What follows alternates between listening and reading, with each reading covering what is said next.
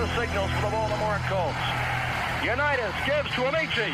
The Colts are the world champions. Amici scores. It's amazing, sensational, dramatic, heart-rending, exciting, thrilling finish in the history of college football. California has won the big game. 5 seconds left in the game. Do you believe in miracles? Yes! Unbelievable. This is Phil Steele. This is Mike Burnham. This is Wes Durham. This is Mike Ashley. Hi, this is Chuck Foreman, number 44 of the Minnesota Vikings. Woo, mercy, this is handsome Jimmy Vane, the Boogie Woogie Man. This is Coach Fry with Virginia Tech Football, and you are listening to Big Dog Sports Talk. Are you ready to rock? Are you ready to roll? Okay, let's do it. You're in the doghouse with Rick Watson on Big Dog Sports Talk, presented by Pulaski County Sports and Entertainment. Join us in the Family Fencing Studios and chime in on the McClellan Chiropractic chat line. He's keeping cool with help from Little River Heating and Air, but this show is straight fire. And now, the big dog, Rick Watson.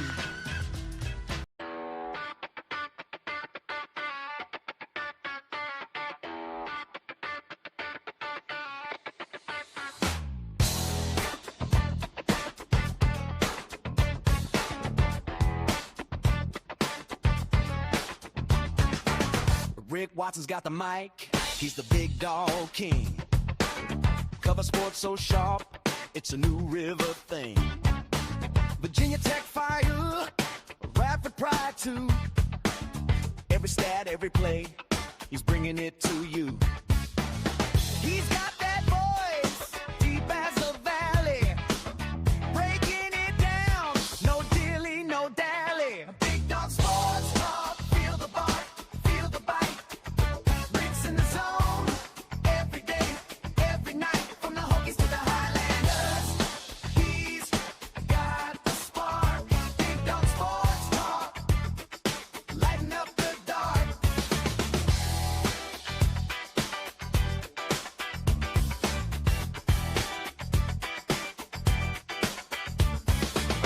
He's got the scoop, faster than a sprint. Calling plays like a coach, every word's a hint. From the courts to the fields, the stories unfold. Rick's play-by-play, worth its weight in gold. With a laugh and a growl, he'll pull you in. Big Dog's podcast, let the games begin. Big Dog Sports Talk, feel the bark.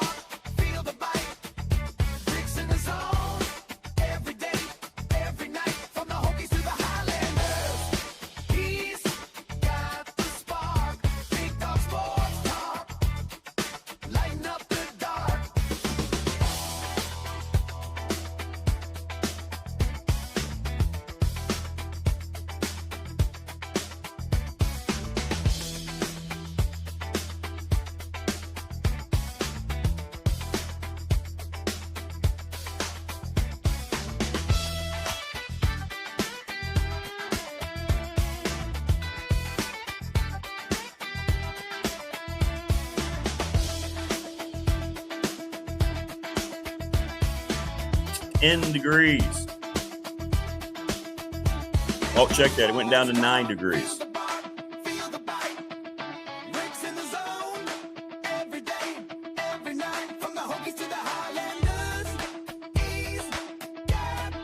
BDST theme song now climbing number 7 on the all-time chart list on the program. And we hope everybody's dug out or digging out or has been able to move about with all the snow and way too damn much of it. So get back from the South Carolina excursion. 2 wins, by the way, for the Highlanders. And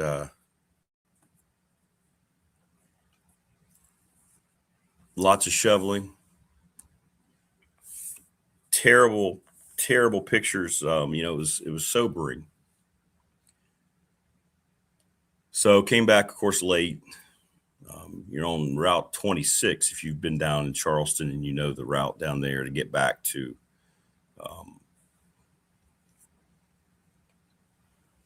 77. And we're on 26 I guess it's 26 West coming back. And yesterday it was released. I guess it was probably, I don't know what day it was. I know TLB, but the Groundhog's already lost.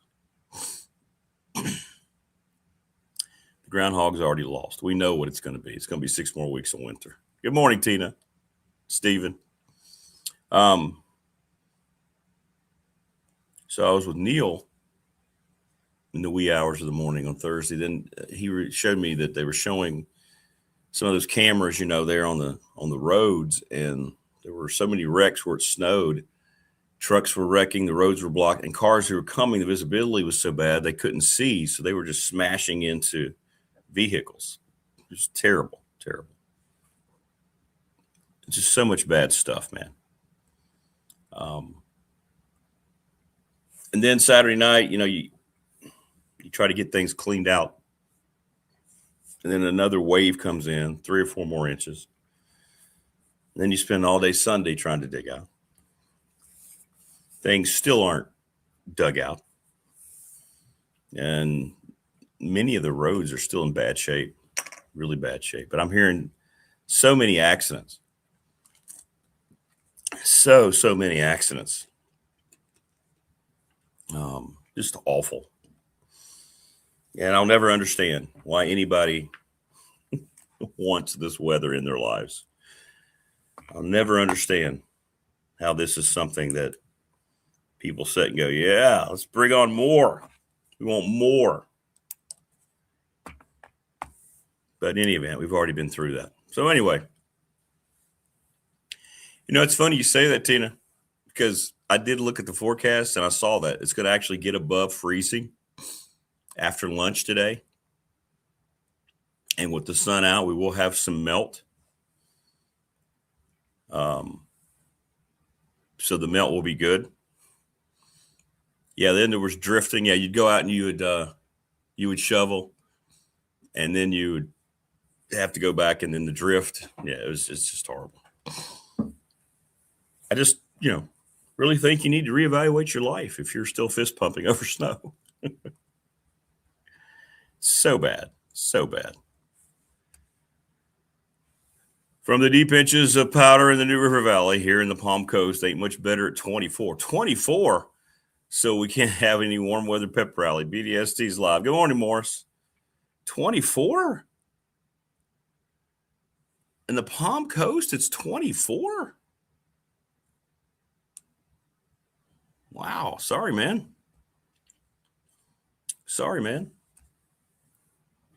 Yeah, I don't need to worry about Groundhog Day. It's over. Groundhog Day has been defeated.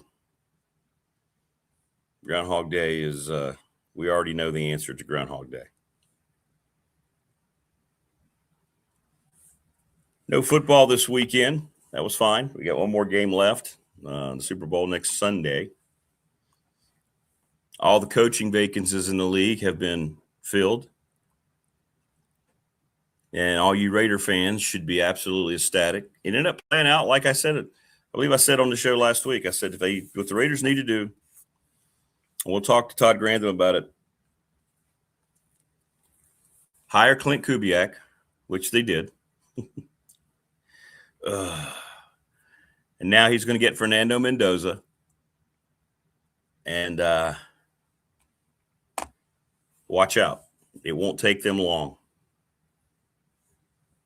It will not take them long to be back. My son, Thunder says, got his wish this year to begin warmer in Colorado than Miami for the first day of February. How about that? 24 for Morris in the Palm Coast.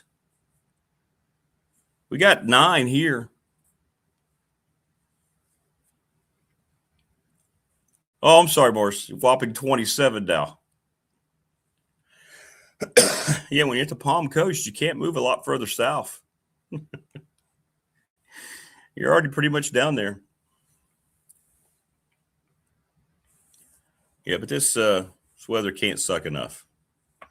Yeah, I don't need to see the groundhog. The groundhog will probably come out and he'll freeze immediately and have to go back inside. So we already know the answer.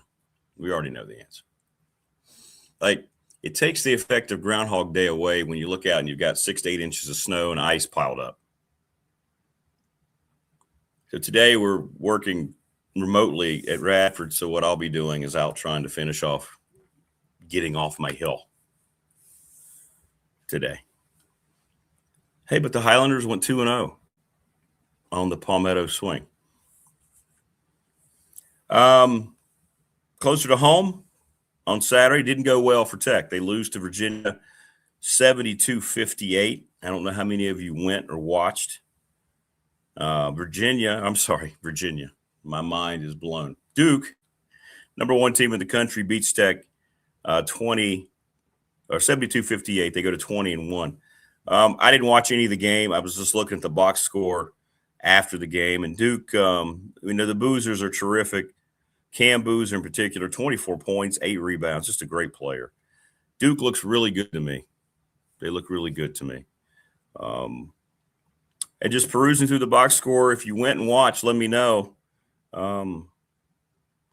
Hansberry played well. But Nito, boy, he has hit a wall. Avdalas, 5 points, 1 of 8 shooting. 0 of 4 from 3.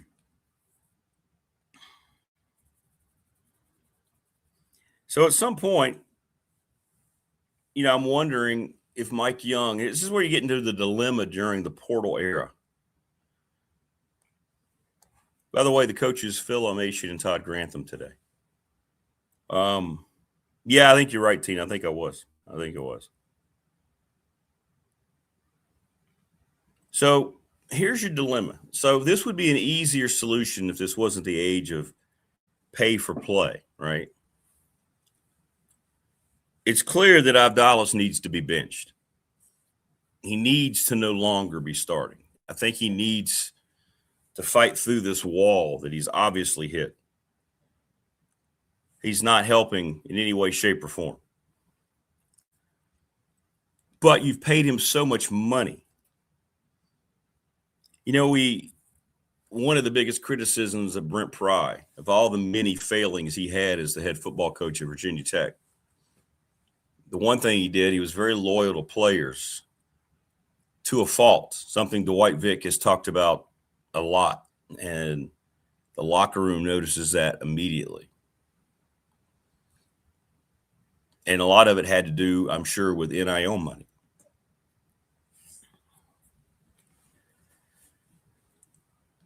And here's a situation now, Mike Young might find himself in that same problem. You paid this kid, I don't know what the final numbers were, $2-3 million. Anybody know? Anybody ever see the number? I don't even know. I know it's at least $2 million. And he's not giving you anything. So I think it's something Mike Young's got to figure out. In Tech, 16-7 had a chance to make a statement against Duke. They did not score 60 points. And now they've got some pivotal stuff coming up. They have the week off, and then they've got NC State and Clemson on the road. You can get your season back with those games. NC State's playing better. Clemson's been very solid. But if you drop those 2 games, then all of a sudden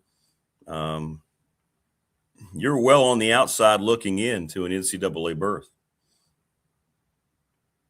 And again, I'm going to say it because it's factual, not because I'm making excuses. It's a shame that this team's potential may have been stripped from itself because of all the injuries. So give us your thoughts if you watched Duke and Virginia Tech over the weekend. Yeah, Duke is a machine. Mike Krzyzewski had a lot to do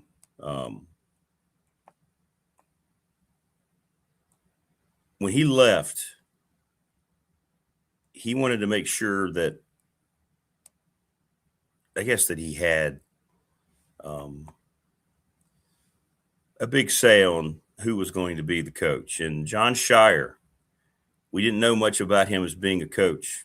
Hey, Dylan, thank you for subscribing. Appreciate you.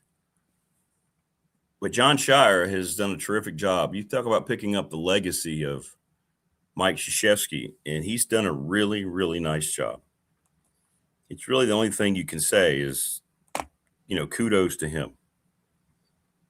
Kudos to him. By the way, we're just 2 subscribers away from 800. It'd be great if we could get there during the show today. Please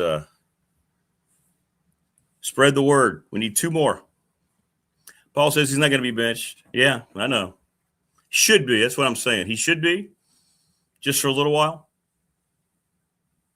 But they're not going to. And he'll try to play through it. Didn't Steve Miller sing "Take the $2 million and Run"? DLB says.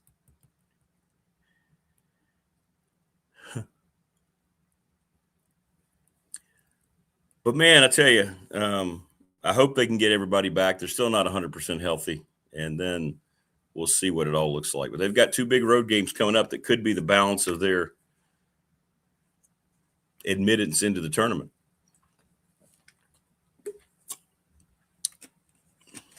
I don't know where they are on the net rankings this morning. Let me look up the college basketball net rankings. And we'll find out together.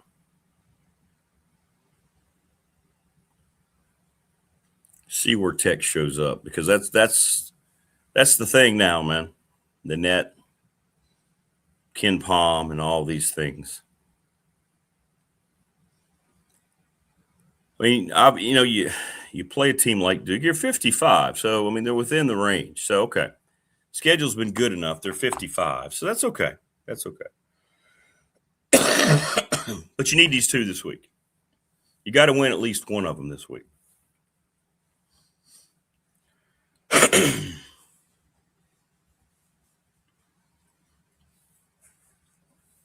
I understand they wore their school colors, actually, for this game. What do you know?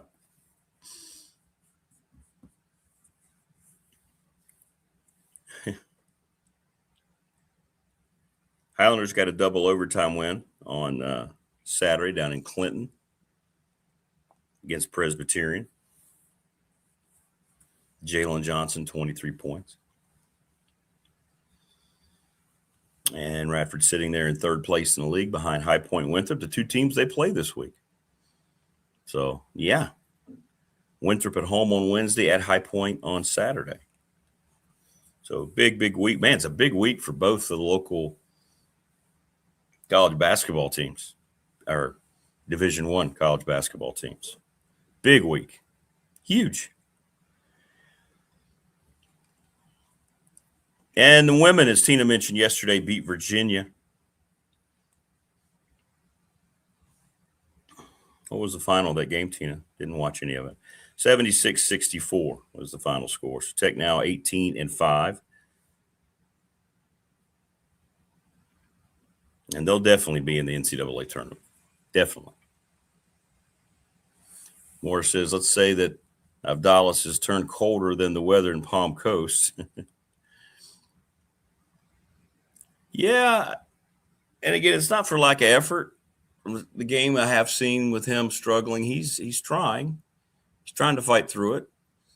But I think this is why he wanted a year over here to season himself. Knew he could make some money, lots of money, and find out where he stood. And right now he's finding out it's a lot more difficult than maybe he or his family had perceived. It's not always automatically walking into a situation and having instant, just this unbelievable success. And I think that's something that he's obviously figuring out right now. So we'll get into that. And all the head coaching vacancies have been filled, by the way, in the NFL. And to me, there are 3 that really stand out. And one I hate to announce. So the Cardinals have hired Mike LaFleur, the younger brother of Packers coach Matt LaFleur. I know nothing about him. Jesse Minter is the coach in Baltimore. Kevin Stefanski, which I think the Browns were moronic for firing him. He's the new coach in Atlanta. Joe Brady was hired by Josh Allen, the offensive coordinator of the Bills, is the head coach. Todd Monken, which is a very questionable hire on paper for the Browns. Of course, it's the Browns. The team wanted Jim Schwartz, and now their best player saying that I want out because they didn't hire my guy. Jeff Hafley, who's been on this program a couple of times when he was the head football coach at Boston College, is the new coach of the Dolphins. Of course, Robert Saleh, back as a head coach, now with Tennessee. John Harbaugh, far and away the biggest name and probably the biggest slam dunk for the Giants. Mike McCarthy, hired by Pittsburgh. Their streak of success might be over in terms of their head coaching hires. And then the Raiders yesterday pulled off the thing that I said that they should. And that's right. It's blasphemy, but a Kubiak, the long lineage and connection to the Broncos, has been hired as the head coach for the Raiders. Clint Kubiak is going to team up with Fernando Mendoza, and the Raiders are going to be back as a contender sooner than later. That whole division is going to be just nuts. Yeah, you're right, Richie. His figures, the groundhog's going to see his shadow from that bright snow moon. Yeah. Yeah, we don't need to worry about the groundhog today. Just put your coat back on, put your scarf on, go back inside. You're done. We know. We know. So I'm looking at this. I think Harbaugh obviously is the best hire for the Giants. He goes to a holy grail NFL organization. I think Stefanski's a really good coach. He was with a bad organization. He didn't want to have the whole quarterback scenario that was thrown upon him every time and wasn't given any say. He'll do well in Atlanta, I think. And Clint Kubiak, to me, is a slam dunk as a first-time head coach who's an brilliant offensive mind. Watch him call plays that will riddle the Patriots on Sunday as the offensive coordinator. And the Raiders will be back. And I think, he had a choice. He could have went to the last two jobs were kind of holding out for one another. He could have had the Cardinals job or the Raiders job. And clearly he wants to work with the slam dunk top prospect in this draft. And you put Kubiak with Fernando Mendoza day one. Sky is the limit. And this could be, and look, I'm not going to say it is and not. People are going to say, oh, look what he's saying. Look what he's comparing. Long term, this could be like hooking up. Now, he doesn't have the experience. But, Andy Reid, Patrick Mahomes is a nice, unique chemistry that's, obviously paid off. We'll see if these guys can develop together. First-time head coach, first-time NFL quarterback. And the Raiders are on the cusp of getting the silver and black back to prominence again. That whole division is going to be an absolute murderer's row. The worst hires to me, I think Monken is a terrible hire. I don't know much about Mike LaFleur. It's the Cardinals. I don't care. You probably don't care. Jesse Minter's got a pretty good reputation in Baltimore. It seems like that could be something that works out. I hope Jeff Hafley works out. He's a great dude. He's well respected. And for David Smith, I hope they work out. And for Wayne, I hope the Browns thing works out. But Todd Monken was not the right choice. The players, when somebody else, I can't remember who it was, somebody else had gotten hired, Schwartz was already being attaboyed in the locker room. Read some columns on that. The players were like, hey, man, great. Glad to have you back, coach. Now we can go forward. And then they hired Monken. Robert Saleh, I don't know. He wasn't a good head coach. He was very arrogant with the Jets. Very good coordinator. Now he gets another chance. But he's got a chance because he's going to Tennessee and he's got Cam Ward in year 2. John Harbaugh's got Jackson Dart. Joe Brady's got Josh Allen, who's already been working with for a number of years. McCarthy's situation in Pittsburgh seems strange. He struggled so badly in Dallas. I mean, you go from Chuck Noll, Bill Cowher, Mike Tomlin, and now Mike McCarthy.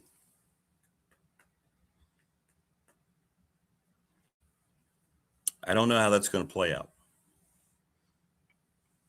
But that's your head coaching hires. Who do you think gets fired first? Who do you think will do the best job?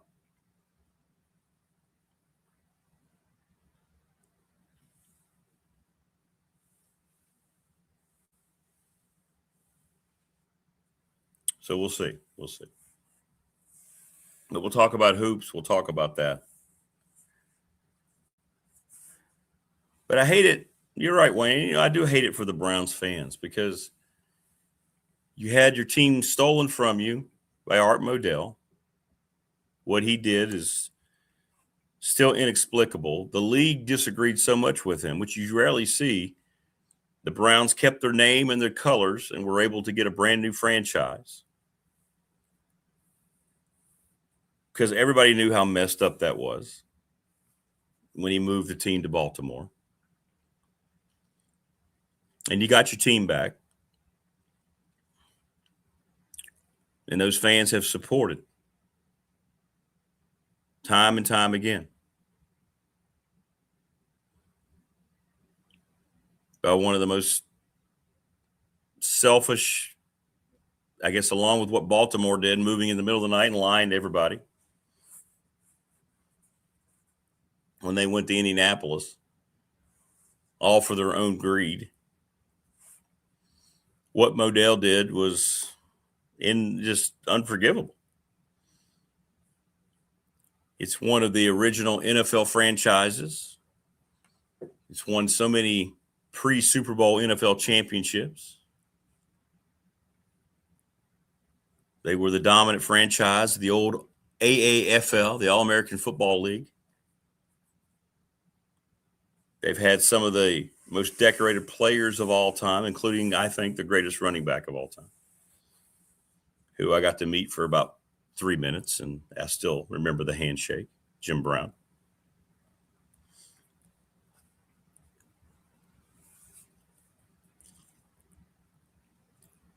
So it sucks. Yeah, I'm Joseph, I hate it. This is something, it's just for me. I have no enthusiasm for baseball anymore. I'm going to get excited about college baseball and the Highlanders and Alex Guerra's team. I think they're going to be really good this year. But Major League Baseball, what they're allowing the Dodgers to do and everything going on, I'm over it. I'm done with Major League Baseball. I mean, I'll still be a Padres fan, but nobody's going to beat the Dodgers. I mean, when they can do what they're doing, deferring all those billions of dollars, the game is completely broken. And this will be the last season. I don't think there's going to be a 2027 season. I think the lockout's going to come, and I think you're going to have a hard cap and a hard floor. There'll be lawsuits. There'll be players who refuse to go back. It's going to be an ugly thing. So this will be the last baseball season, in my opinion, we're going to see until everything is fixed. But they can't keep going like this. To not have a ceiling or a floor is not going to work long term. I mean, when you go into spring training and 3/4 of your fans, of your fan bases already realize they have no shot, then you've already destroyed your game. Because your fans are the ones who pays for everything. And now you're taking away their hope before they even get started.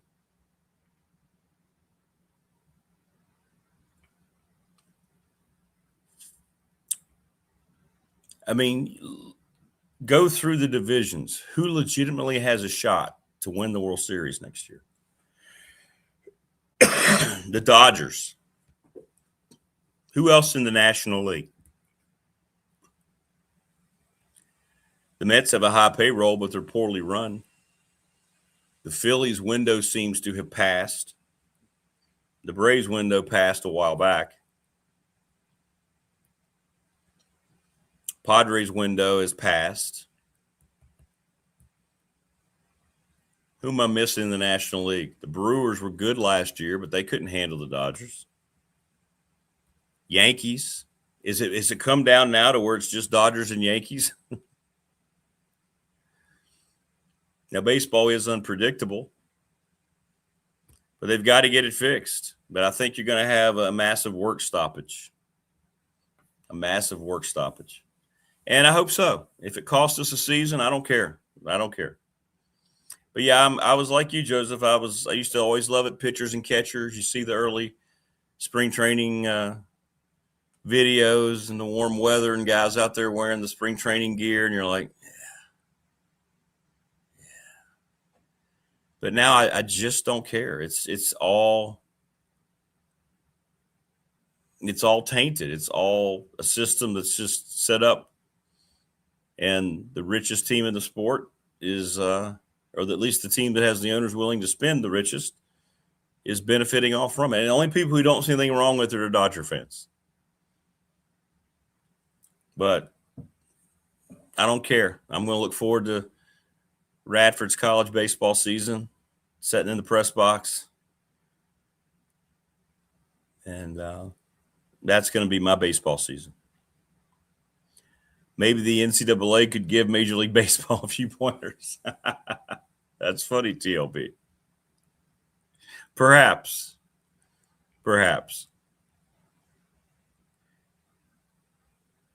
Rick, can you send Creed out to see if he sees his shadow like Logan used to do, or Godzilla? It's funny. He created a little path of running yesterday because he hates this as much as his owner does. But it was funny watching him because I shoveled off some on the sidewalk. He was able to go to the sidewalk. He had to get in the snow to get to the driveway, which I had worked on up here. But he always walked in the same footsteps, which I thought was amazing. Like he would create footstep patterns.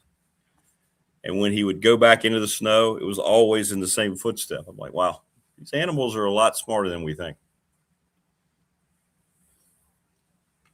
I agree with that too. And I know they do that, Prometheus, because of the academic schedule. But yeah, college baseball, for instance, down in Radford, we have all these games at home scheduled for February, and we won't get to play. I'm guessing that already they're probably scrambling a little bit with the schedule. I can't imagine this mess being off the field in time. Softball starts as well. Usually the softball teams, most baseball teams play in warmer weather. They set up to play away.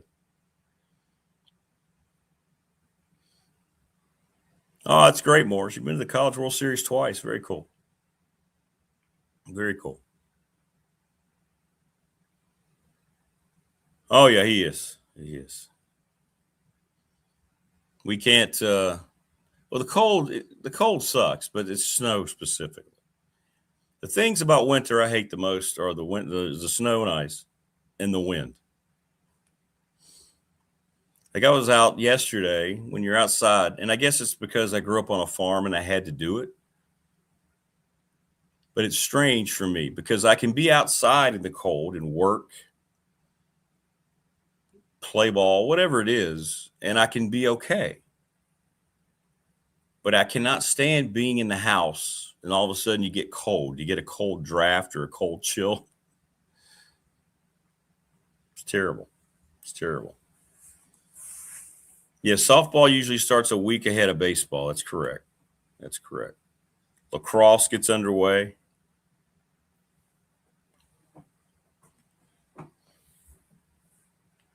But I don't know how the roads are. If you are out and about, let us know. We can give updates here on the program. I know that I know they've been working hard, but nothing around where I am. Route 8, I think, is okay, but none of the back stuff here has been remotely touched. And people were saying that a lot of the back roads in Radford had not been touched either. So I know it's a remote day for Radford today, which is a smart move. I was very surprised last week when we finally went back to work after this first batch of unsightly horrors that they had not touched the road at all going over the bridge into Dedmon. I mean, it was just a solid sheet of ice, and I've never seen it that way. 26 years down there, I've never seen it not scraped. Craziness, man. TLB says my backyard has become a wildlife sanctuary during the snow.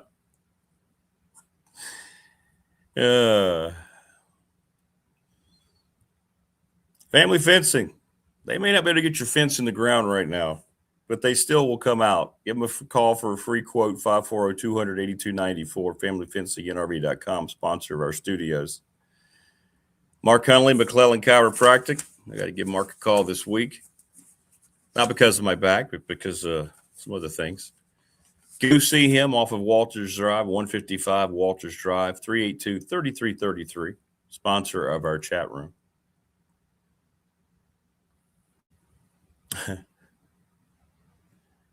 No, I did not. People hit me up on the text line. Oh, God, I don't even want to think about it.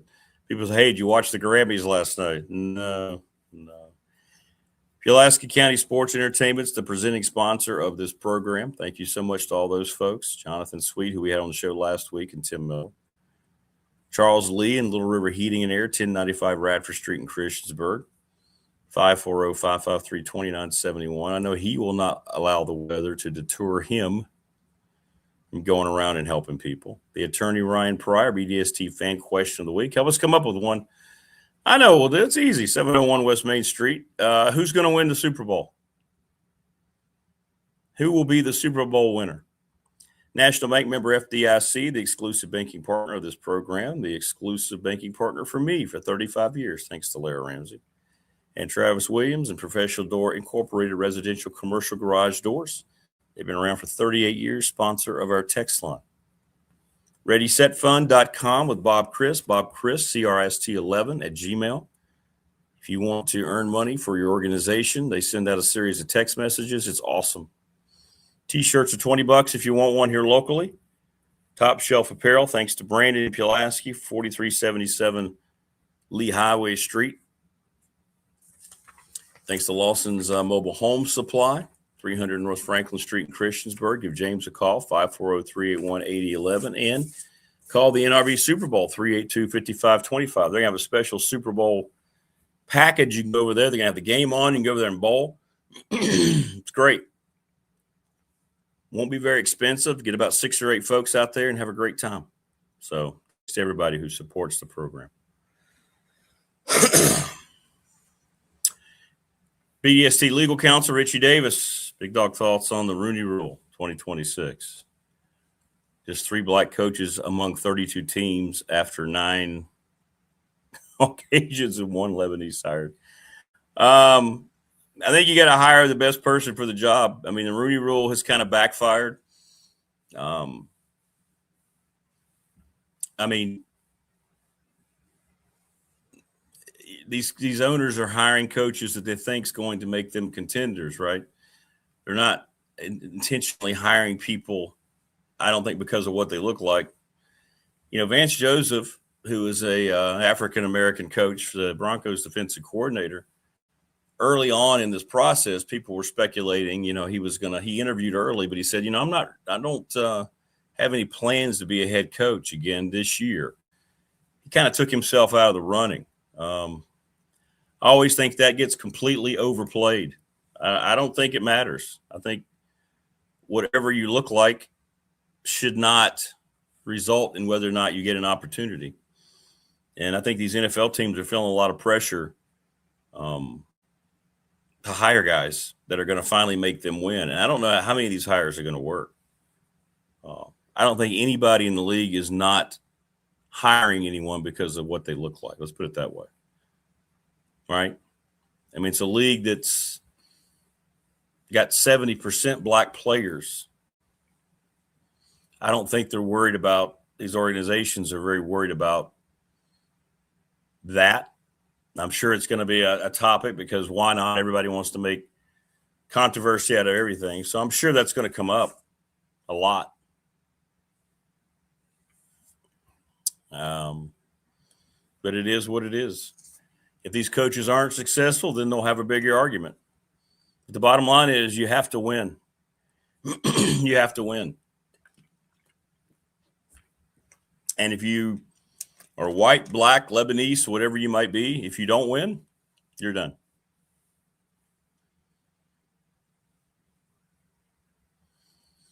Yeah, the whole Vrabel situation was ridiculous. Gerard Mayo, well, you know what? Bob Kraft, when he hired Gerard Mayo, he said that was one of the reasons that he gave Mayo a chance. He said he wanted to give a young black coach an opportunity. He actually said that. And he was miserable. I mean, I think you should just interview the best candidate. I think there's enough. I know there's a lot of black assistants, either coordinators or position coaches who are moving up. I don't think it's anything that, I mean, they're going to make a big deal out of it because it always has to be made a big deal out of. But these organizations aren't hiring people because of what they look like. They interview them. They want to hear their philosophy. How are you going to relate to my football team? What's your vision? What's your plan? What coaches you're going to hire? Let's go. That's my opinion. Let me know yours. Yeah, no, I didn't watch. There's no chance in hell I'm watching ever any award show again. Ever. No. Tina says as a Bills fan, she's pulling for Seattle. I get it. Yeah, you don't want Stephon. You don't want Stephon Diggs to get a ring. I get it.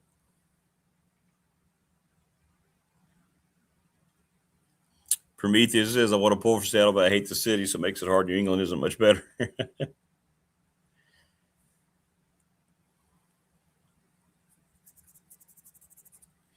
Yeah, I saw some of those highlights. Yeah, they played the hockey game at outside. They always do that once a year. The outside game is really cool.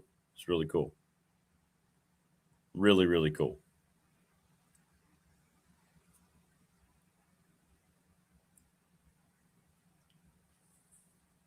But no, I did not watch. I understand it was more of the one-sided political banter being thrown around, hatred for the president. And like almost every acceptance speech, they felt obligated just to get their trained SEALs to sit there. These people in Hollywood and music industry that don't live in any reality because they're all millionaires and live in these gated houses and don't have to worry about any real world consequences, sit there and want to try to continue to influx their political ridiculousness into these shows like they have any influence at all. Maybe they do over younger people. But what it does, it really makes me not in any way, shape, or form look forward to any kind of modern entertainment. Like, now that you know what these people are all about, they can't help themselves. They're so, first of all, they're so ignorant. They're so disgustingly stupid that they don't understand the topic that they get on there and pontificate about. They don't understand anything of what they're saying about immigration. They don't understand. They just run with whatever is expected of them. So they stay in with the in crowd of Hollywood and the music industry. That's all they're doing. There's no research into it. There's nobody looking into anything to see what the facts are. And that's all I did see this morning on X. People were making fun of some of these people. And now they apparently, on the first day of Black History Month, why did they attack Nicki Minaj? Somebody's saying that, who's that moronic host who used to have the horrible show on Comedy Network? what's his name? Trevor Noah. Why were they attacking Nicki Minaj? What did she do? I thought she had won Grammys before. At least I've heard of her. Anybody see what happened there? Somebody educate me, because I don't keep up with it. I can't imagine any of the music that was nominated is worth a damn.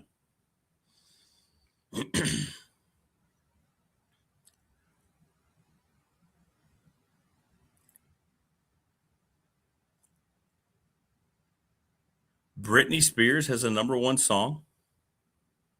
Really? Thunder says, oh, does she? Okay, well, that makes sense. Steven says she's a Trump supporter. Oh, yeah, so now you immediately have to hate her. Gotcha. God. Who in their right mind would follow the opinion of someone paid to pretend they are someone else? Exactly. Actors who have to have someone tell them to do it back in the old Roman days, acting and actors were considered the lowest form of society.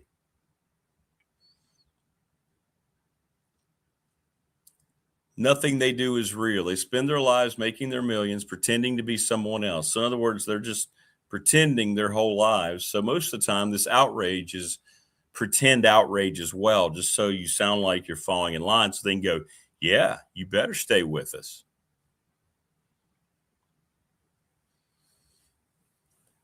So Nicki Minaj has her own way of thinking against the machine, so they turned on her. Look how quickly they turn on their own as soon as they disagree with you. And this is what I've been talking about since I restarted the show. This is why I can't stand politics. The fall of mankind is because of politics. It's as simple as that.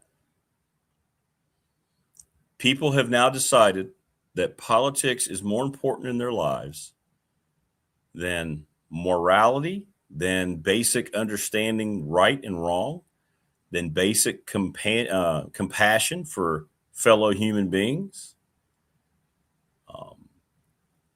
having discussions. You may go into a conversation and you don't agree with someone. We don't agree here, right? We don't agree here. Doesn't mean that we can't have a conversation about it. But people are now seeing everything through a political lens. Everything. If you find out somebody believes or voted a certain way, you don't want to talk to them. Aha. You don't want to meet them. You don't want to see what kind of person they are, right? You don't care about that because you found out that they may have supported the president or not supported the president or supported Joe Biden or not supported Joe Biden. Oh, we can't hang out with them. Why should we?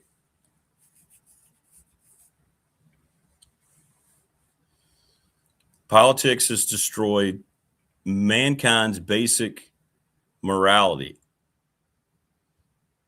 And it's pathetic. The access media has willed this. They continue to push it. Bullcrap like last night. Just spreading a bunch of false whatever to keep the whole diatribe going. And then the trained seals will clap and nod their head. If the people on the right side of the discussion say something, and what I mean by the right side, if they're part of this whole agenda and they say something because that's who's running the studios, it's okay. If somebody has a counter thought, then they get canceled, all because of politics. Make it make sense to me.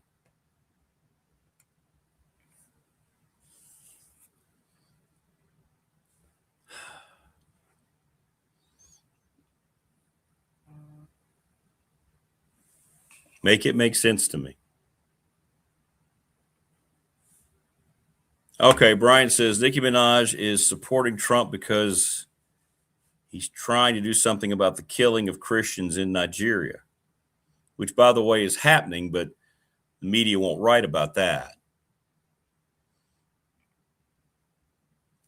So she's speaking her own mind, supporting something, trying to protect people, and they go out and they attack her last night on an award show. These are the worst people in the world. People in Hollywood and entertainment have now become the worst people in the world, haven't they? How can you sit there and get excited about anything that comes on knowing how these people really think and what they think about you if you disagree with them? No wonder Hollywood is failing. No wonder nobody's going to the movies. No wonder the ratings are so bad on all these new shows, and Disney stuff continues to tank because you're immediately eliminating half of your audience because you hate their politics. You're telling them immediately you do not want them to watch your stuff because you disagree with them. The NFL is going down that line too with the Super Bowl. NFL has chosen to do that. They've got 2 musical artists lined up who have both publicly stated that they hate you if you don't agree with them politically. Green Day and this dreaded Bad Bunny. In the NFL, 100% supporting all that. They're telling you, the league's basically telling you which side they're falling on. So it's going to be interesting to see to me how that's going forward. Mark Wahlberg came out yesterday ripping the whole Bad Bunny thing because he's a big country music fan. He said, the last time we've had a country music artist do the halftime was 2003, and that was Shania Twain. And that made its rounds yesterday. There are a few that have common sense around all that. Mike on the Professional Door text line. Are you watching anything on Sunday? I'll keep up with the game. I'm not going to sit there and watch any of the stuff. No, I don't care. I don't care.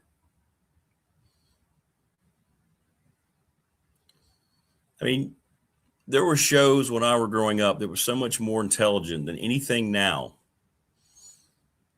If you watched All in the Family, it was about Archie and Mike Stivic, Carol O'Connor, Rob Reiner.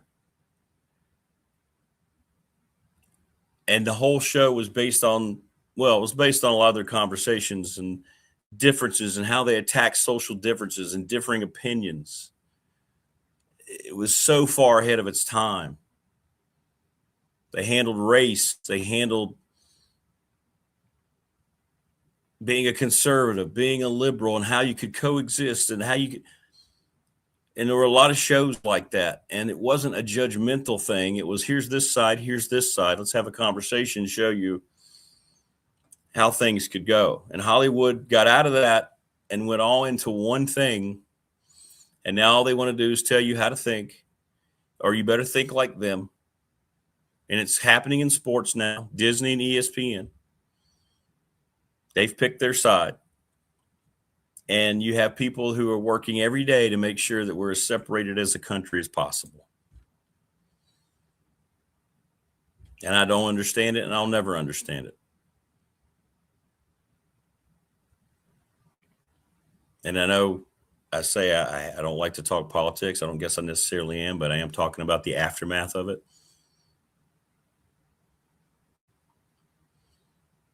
I think it's the reality for people that have 2 eyes that can think for themselves and aren't trained SEALs listening to all the propaganda, that are completely brainwashed about everything instead of being able to open their eyes and think for themselves.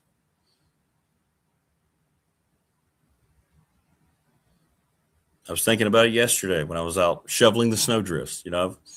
Some of the people closest in my life, I don't have the same necessarily agreements with, but you know what? That never comes into play when I'm around them, when we're watching a ball game or talking about anything. I don't sit there thinking in the back of my mind, boy, bottom line, at the end of the day, we don't agree on everything, so I better not talk to them, or I better not have them in my lives. Just, who cares? I don't care.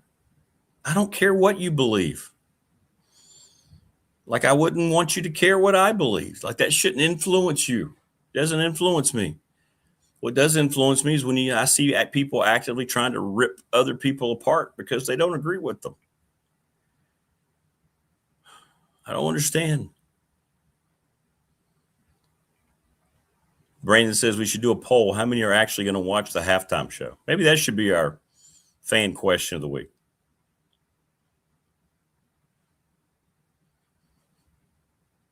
You're right, TLB. Left versus right has existed for a long, long time. Social media has changed it all, but it wasn't this kind of hatred. Maybe it was. Maybe it was. Cultural Marxism, Brian says, but that's a topic for another show. Hey, what's up, Robert? What's going on in Montana? Oh, really? Oh, now Robert's rubbing it in. Look at this.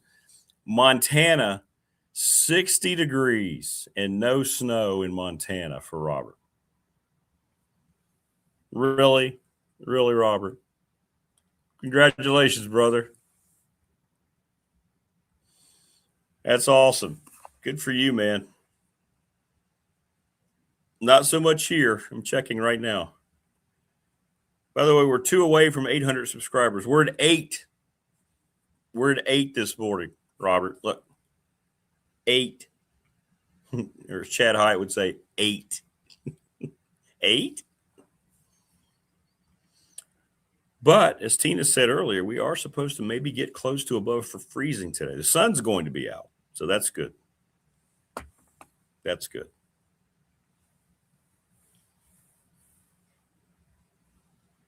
Yeah, Montana, no snow. And he's got 60, and we've got 8. Wow. We're moving the Family Fencing BDST studios to wherever Robert is in Montana.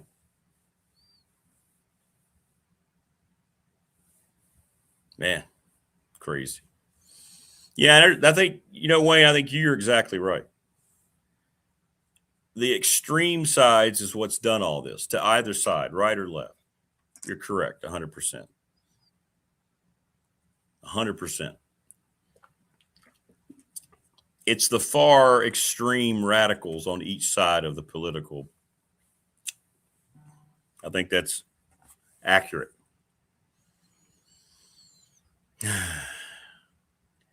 But now it has entered into sports so vividly. And it has ruined popular culture and entertainment. Just ruined it.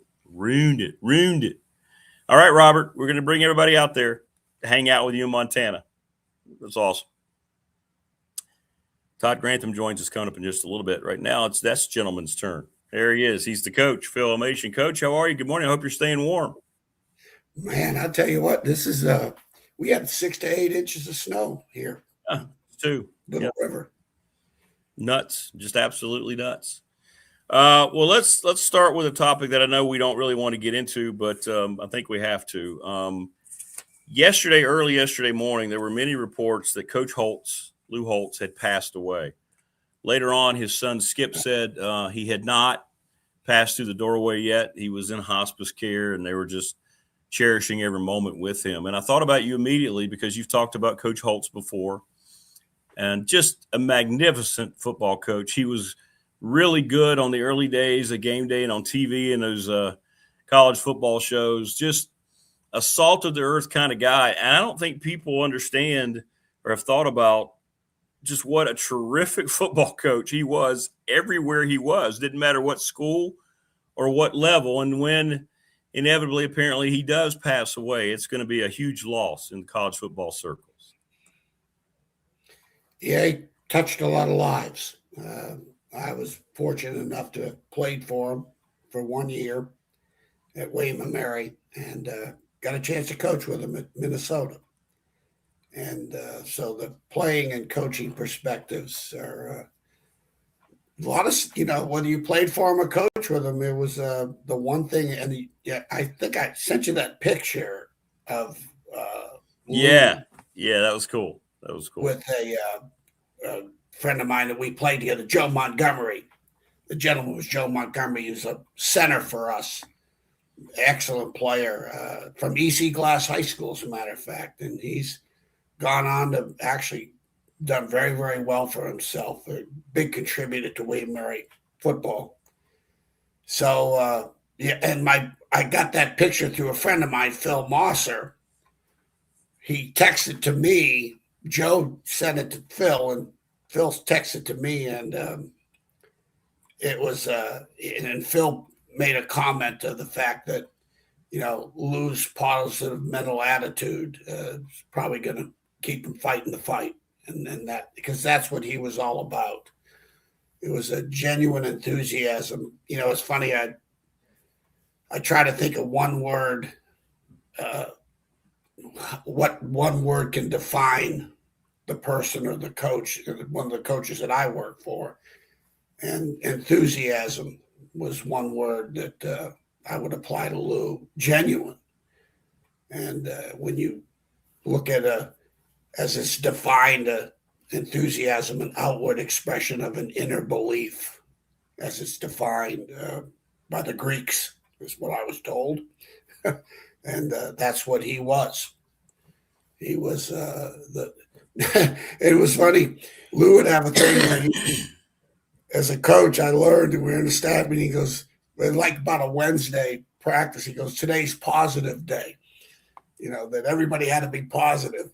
What I figured out was we all had to be positive because he was going to be the most negative son of a gun on the field.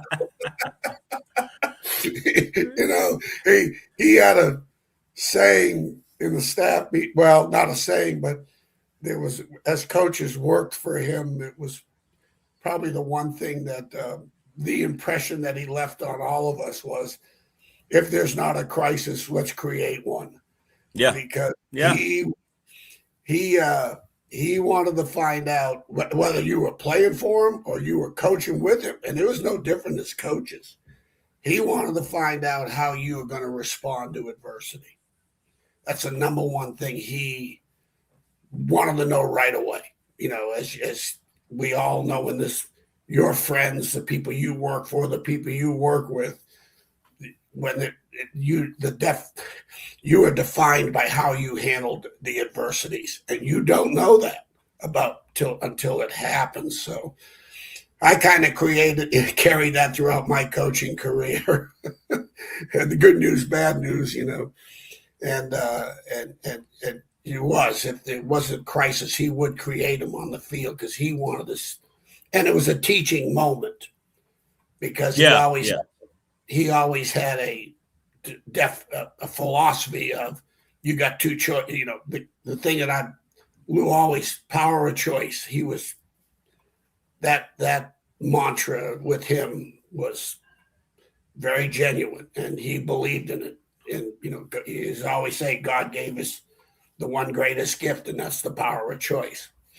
And when you're confronted with adversity, you've got two choices. You can respond or you can react to it.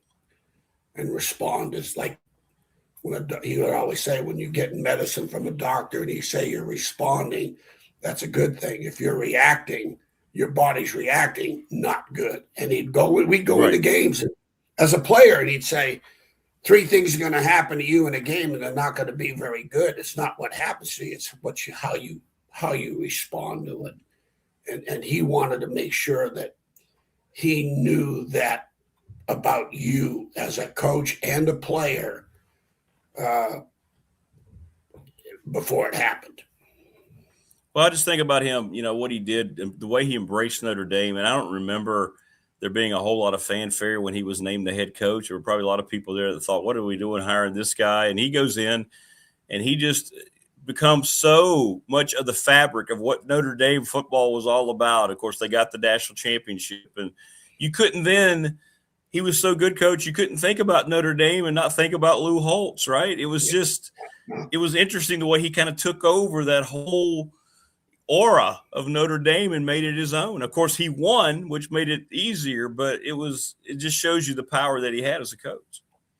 Well, it's interesting. Not many people – I'll share something with you that there's very few people know outside of my closest friends, family, whatever. I was coaching at East Carolina in 1983. We had a great football team, we had the third highest total of draft choices in the NFL that year. It was Oklahoma, Texas, and East Carolina. Ernest Biner was one of the players, and Terry Long was one of the. It was some. These guys played the NFL. It was unbelievable, the longevity, and they played with. But so I'm on the road recruiting in '83. Real happy there. We lost to all three Florida schools by a total of 13 points, and they were either ranked 1, 2, or 3 when we played them. So we were 8-3, didn't go to a bowl. That's another story, and that's the reason why I'm a North Carolina hater. There's a part of that, but so I get a call and from John Gutekunst, who was the D coordinator at Virginia Tech at the time, and Goody calls me. He says, "I've recommended you for a job." And I said, "Well, tell me, please." He said, "Arkansas." He said, "Lou called me, offered me the job as a coordinator, or at least the interview. I'm going out to interview. And if I get the job, I want you to be my secondary coach." I said, "Wow, that's what you talk about, a great opportunity to go to Arkansas." That time the Southwest Conference, the Texas Arkansas game. And I was excited. I was 29, 30 years old at the time and had played for Lou. And finally, because Coach Osen called me and he said, if I hire Coach Gutekunst, I'm going to hire as the secondary coach. I don't know if I'd have gotten the job one way or another, but I said, "Oh, that's great." So John got the job. And so I'm flying out there to take the job. And I stop at Memphis and get paged at the airport. And that's a scary feeling. I said, "Call the secretary at Arkansas." And when I talked to the person at the airport, so I called her up. She's in tears, crying. She goes, Lou resigned." I had the Arkansas job for 10 minutes. And he was gone. Frank Broyles fired him. Right. Frank Broyles fired him. And it was much of an ego thing more than anything else. So I hadn't heard anything from him. I wrote him a letter, thanked him, appreciated, the considerations. Next thing I know, he hunts me down. I'm in Northern Virginia, Christmas holidays. He goes, call me up. He goes, "I just took the worst job in the history of college football at the time." I go, "Okay." He says, "University of Minnesota." I said, "All right." He goes, "They won." He's going through they won one game. They gave up an average of 48 points a game, Rick, 48. Wisconsin put 59 on them. There were scores of 60, 50s, and 70s. People that have put points against them on the board. He goes, "It was so bad." He goes, "They lettered 2 punters. It was so bad." And it was every problem you could have in college football. Coaches were literally physically fighting on the sidelines, coaches and players. We get to Minnesota. There's 45 players on the roster. That's it. It's all that's left. People have left the program and quit the program. So the first thing we had to do is we had to go out and get these kids back in the program. And whether good kids, bad kids, good players, no players, we didn't have a football team. We had 45 kids. We would not have been able to have a spring game. So long and the short was we had to go out. We re-recruited the players to get them back. And then we went out on the road recruiting, and he did a great job. We kept a lot of really good players in the state of Minnesota. Nebraska, Wisconsin, he always had a philosophy, particularly if we lose a player to Wisconsin, it's like losing 2 players. We lost a good player, but then we have to play against them. And so he did a great job, kept the best players in the state of Minnesota. And we were off and running. We ended up beating Wisconsin, who was probably one of the bigger. If they had a quarterback, they'd have won the Big Ten that year. They had a really good, talented football team. And we knocked Iowa from going to the Rose Bowl. They had Chuck Long at the quarterback and had a great, great team. And they were on their run, and we knocked them out. We won 4 games that first year and turned it around. And the next year they were 6-5 and went to a bowl and But the bottom line, the thing with Lou was interesting, and the Notre Dame connection, as I was told, is when he was at Arkansas that first year, I think they went 11-1 his first year. He's taken six programs, William and Mary, NC State, Arkansas, North Carolina State, at South Carolina, and by the second year, took losing seasons, terrible seasons. By the second year, first or second year, got him to bowls. He's one of the few coaches that have taken, six different teams to bowls. And so when he was at Arkansas, they were in the Orange Bowl. They were going to play Oklahoma, which is number one team in the country, and they were 2 or 3 touchdown underdog. And he suspended. Lou had a rule called the do right rule. Do right. It's a choice you have to make. Make the right choices, good consequences. Good things will happen to you. Make poor choices, bad consequences. I don't know what the situation was, but he had 4 starters. One was a great running back for him, led the Southwest Conference of rushing, that broke the do right rule for whatever reasons, and suspended 4 players. And it was a national deal. The NAACP got involved in it, and it was really. But Lou, that he stuck to his guns, and he ended up beating Oklahoma 31-0. And here's the thing. Now Jerry Faust was coaching at Notre Dame at the time, but I think it was Father Joyce. I can't remember which of the priests with like the presidents or the universities. That's when they made the decision that if the Notre Dame job came open, they were going to hire Lou because of the ground he stood on and what he stood for. And that game had to influence him too, didn't it? I mean, that game, obviously the game and how you talk about adversities, doing the right things, of decisions you make, what's best for the football team, not necessarily, and you take the individuals into account, but this is best for everybody. And I've had to make those decisions myself in our career. We all have. And at that point in time, that's when he was on Notre Dame's radar. Yeah. And when he took the Minnesota job, he had a clause in the contract that he could, if he got if he was Notre Dame kept calling, if Notre Dame came calling, that he would go ahead and they would release him from his contract. And that's the only job that he had in his contract at that time.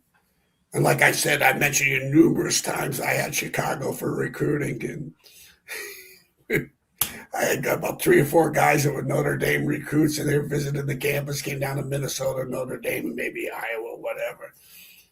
And anytime we lost a kid to Notre Dame, it's just that's no big deal. Yeah. You lose to Iowa, you're getting fired. He was like ripping everyone's butt. And basically he was going to be coaching them. And he was special. I mean, he's a special guy. And up until a month he was doing podcasts. He had his own I know. Yeah. And he was, with players and but a very, very influential person in my life and everybody else that ever played for him or worked with him. It's great. I was very, very fortunate in my life. Well, it's great to hear all these stories, Coach, and I hope that whatever peace that he can receive here in the next few days, he will get, going forward. But sad story, but guy has left his imprint forever. He was good on anything about it. He took that all into TV. He had a great TV personality. He had fun with it. He kind of helped usher in that whole game day. It's evolved terribly, but he's kind of ushered in that whole game day coverage, the way he handled the studio. He was really good. He just, everything he did, he just seemed to attack it the same way. So that's cool. It was when I got there, the 1970 team, with the second year at William Mary, they were 4-1 in the whole Southern Conference. They beat Richmond the last game, and went to the Tangerine Bowl. remember it was the old MAC conference versus the Southern Conference. Yeah, So the two conferences went to which is now the Citrus Bowl or Capital One Bowl now, whatever. But it was the old Tangerine Bowl, MAC versus the Southern, and they ended up losing to Toledo.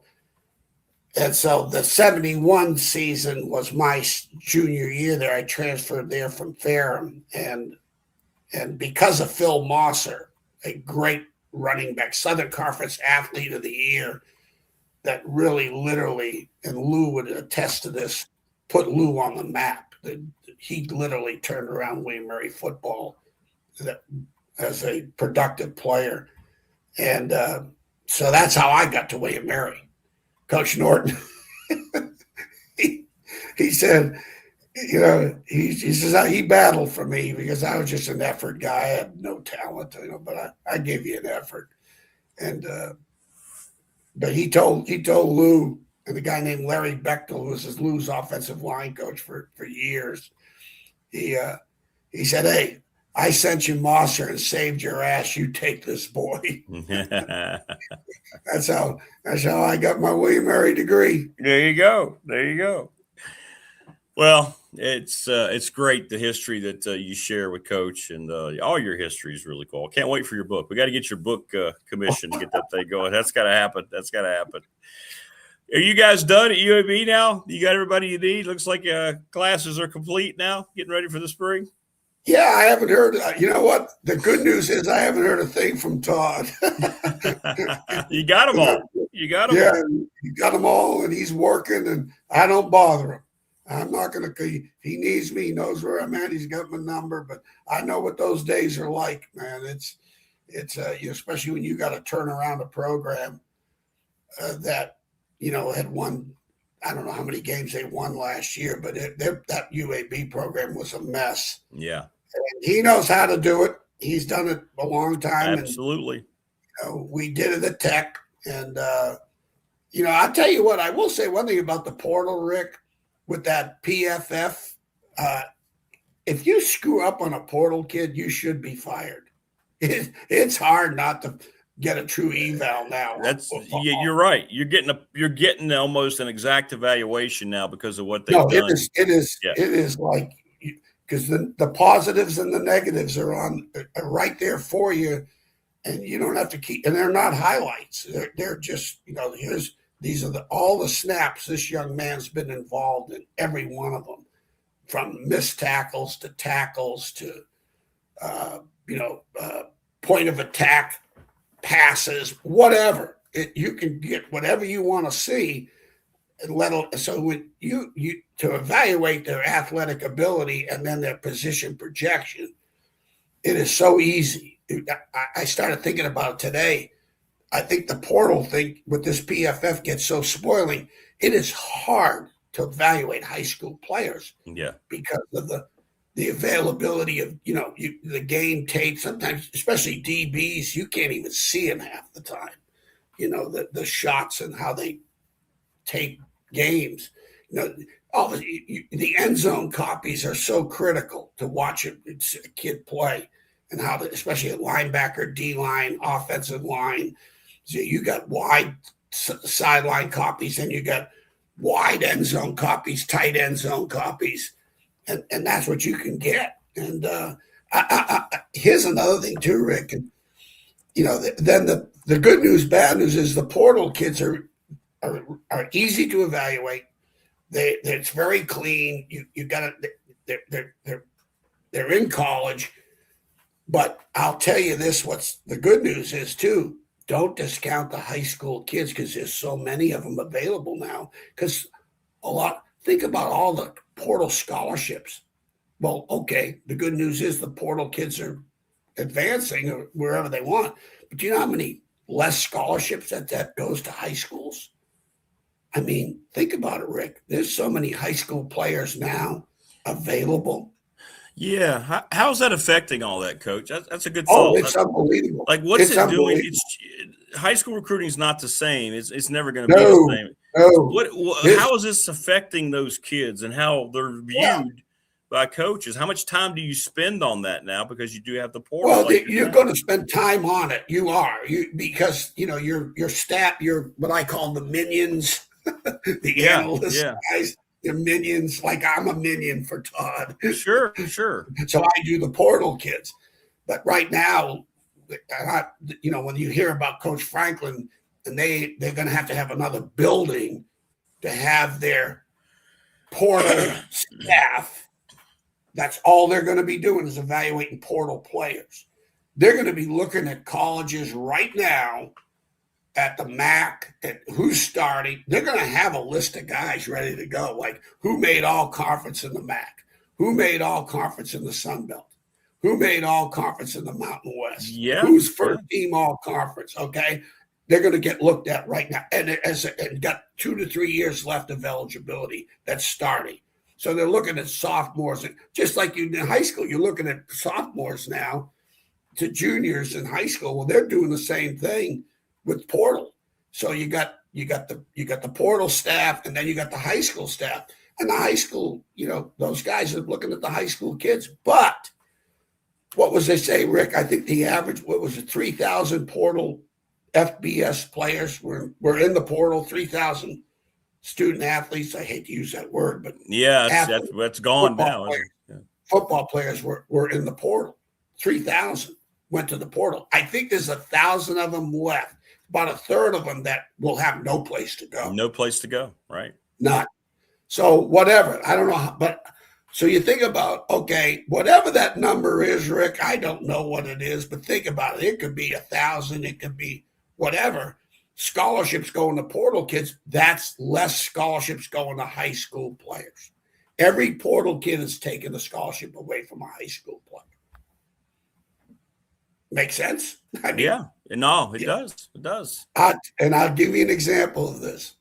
I watched a high school player. I can't tell you who called me to ask me to watch him because I can't believe he's going to get this kid. If he gets this kid, it's a steal. It's the steal of the year. And he's a Virginia kid. The school's out of state. It's a 1AA program. I watched this kid and I went, are you kidding me? How in the hell, let alone Virginia or Virginia Tech, but JMU, Old Dominion, William & Mary, or Richmond for that matter, is letting this kid go. But they're around. That's what they're around. This kid, and again, it's a highlight tape, and I'm very careful with highlight tapes. Yeah, you talked about that before, the difference between game flow as opposed to not even close. Highlight tapes are going to look good, right? Doesn't matter. If you have a bad highlight tape, Rick, we got a problem. Yeah, you can't play, right. But the game, because when you're looking at a kid, again, you got everyone's got strengths and weaknesses, and there's very few, 100% ready-made kids. So you got to be able to, okay, what's the weaknesses? And a lot of times, the number one differential would be the height factor. Sure.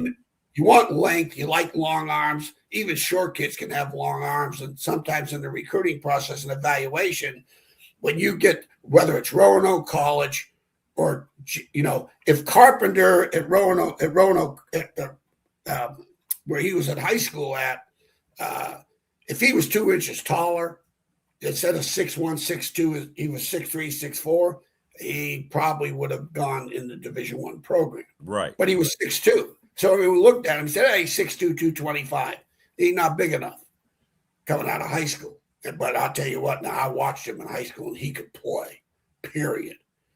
And but so the height is probably an area where you say, okay, the reason why we're going to get him, whether it's Roanoke College, Old Dominion, James Madison, William & Mary, or Richmond, is because of the height factor. And that's why we're going to get him. So, so he's 6'1", 200 and whatever plus pounds as opposed to 6'3", 6'4". So that was the one liability you said you didn't care. You said, oh, but, you try to, your speed, there's so many factors that go into evaluations that you got to sit there and go, okay, what liabilities does this kid have, and are we going to be able to play to the kid's strength? And that's the toughest job in evaluating and your decision making.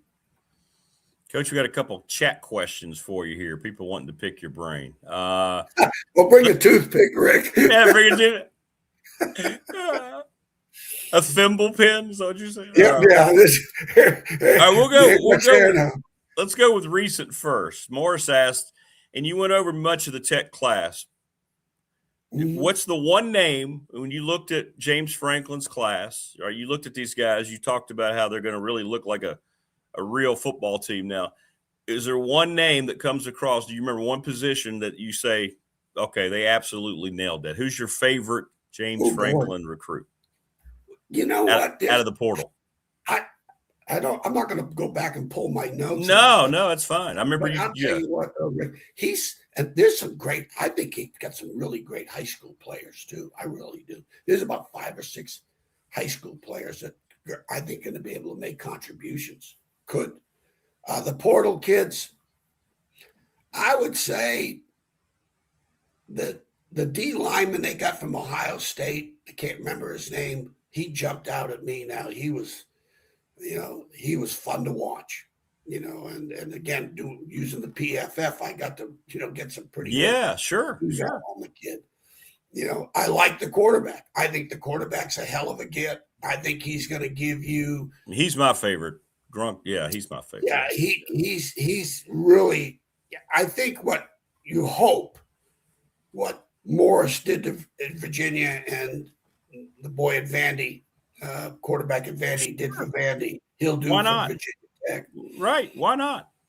And my other favorite factor is for Benji Gosnell, his use, because I'm telling you, Rick, I'm probably wrong on this one, but I feel about him as I felt like Bashan Tootin. I know.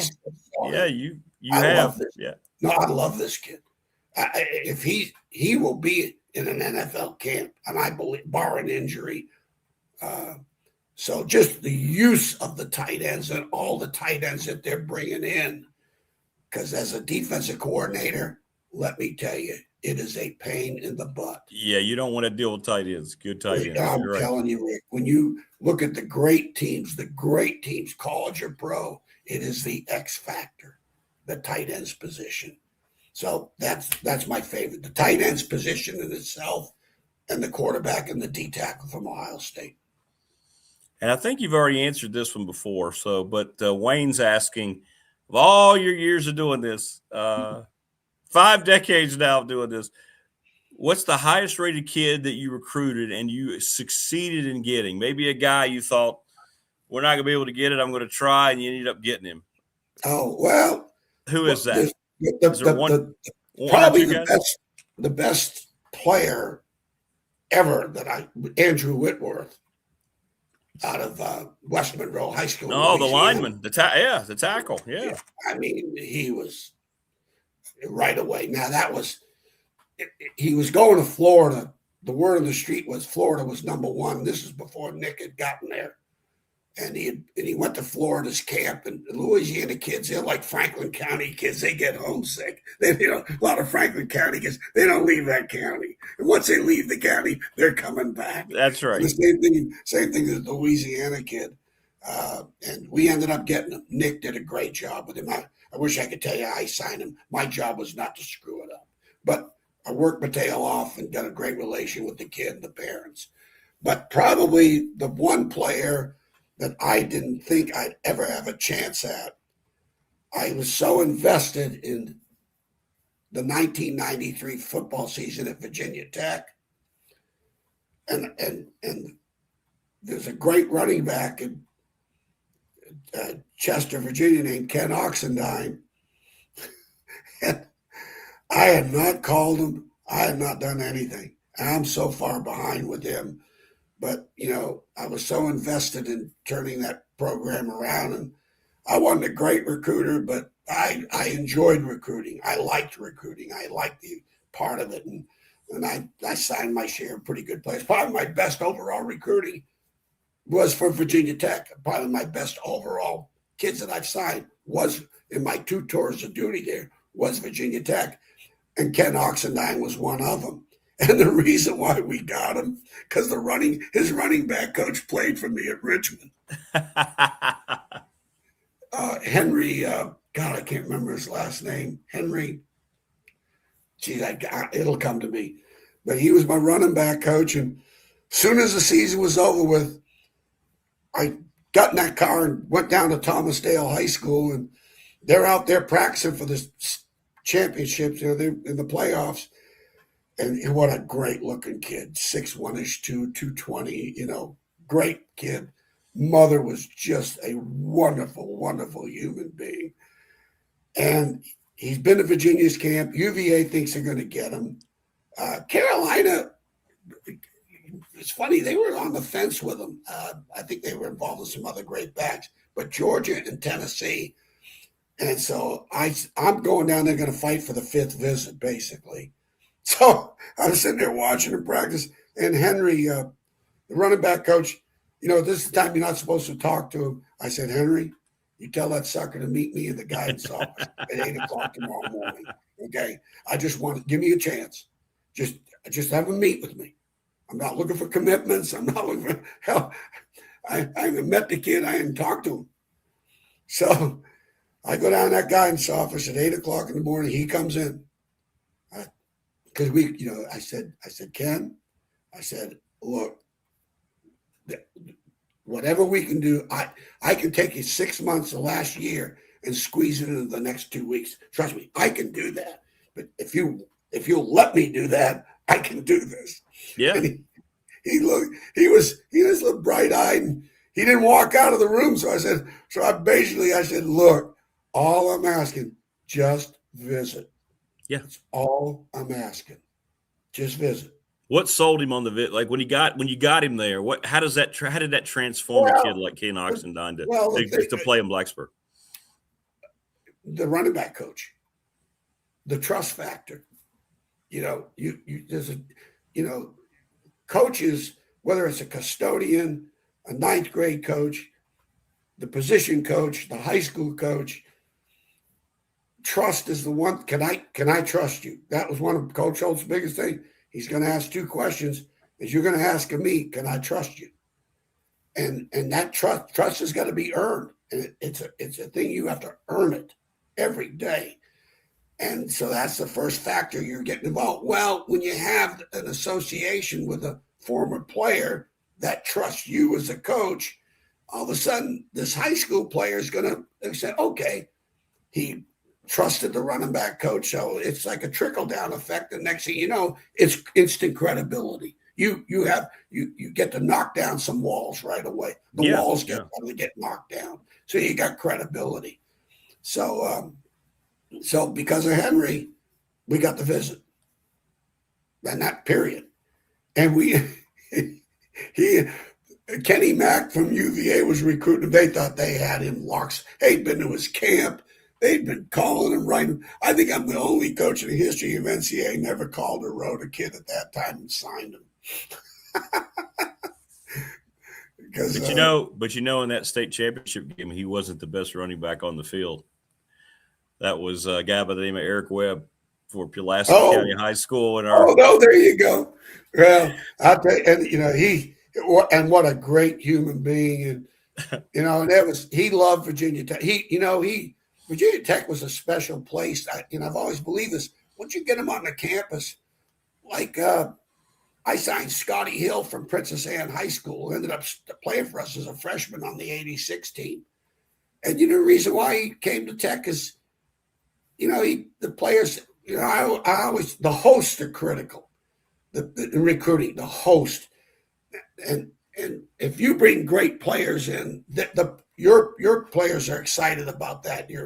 Like Virginia Tech host, they'll be excited about a great player because they want to win. And so you gotta prep the host. And look, this kid's not a partier. Okay, that's all I can tell you.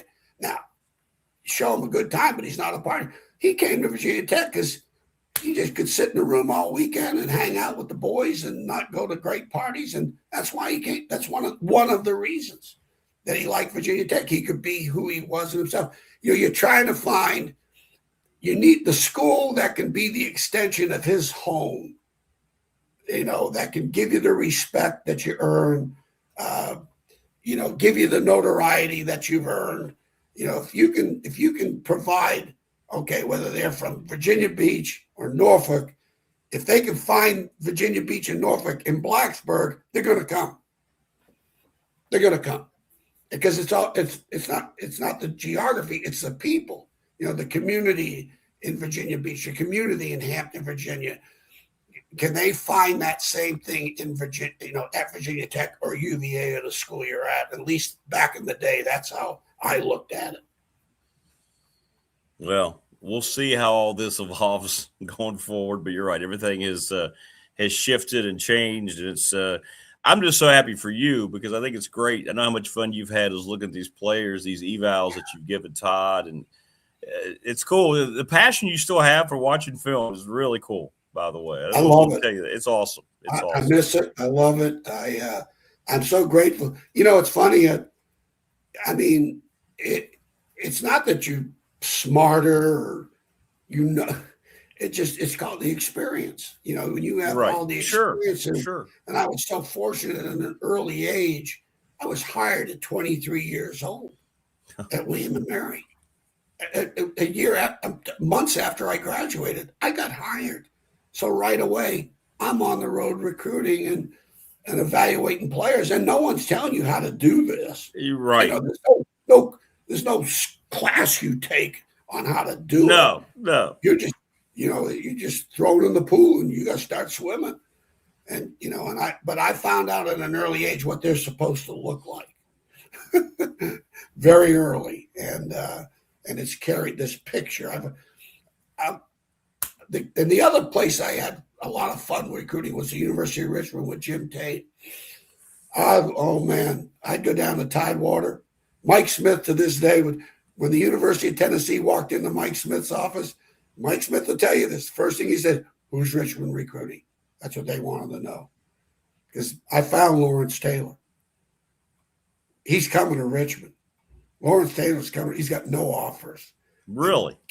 Oh, that's another story. Oh yeah, but then you had the greatest defensive player in the history of the sport coming to Richmond. Coming to Richmond. Wow. Norfolk. I'm telling you, that's another story. Jeff Hanson's still alive. Barry Beers, who I played with, was coaching at Lafayette High School at the time. He's still alive. So I got two witnesses. He's coming. He's committed. He's done. Mother, we're good. And Carolina found him in January. They're looking at another kid, and Mike Mansfield's dually strength coach said, "Who's that defensive end? Who's this kid?" Jumped out on film on him. Yeah, I was down to watch a game, Lafayette versus Hampton, and Hampton had two great linebackers. One went to Tennessee, one went to Virginia. There must have been 20 college coaches scouting this game, watching the Hampton kids.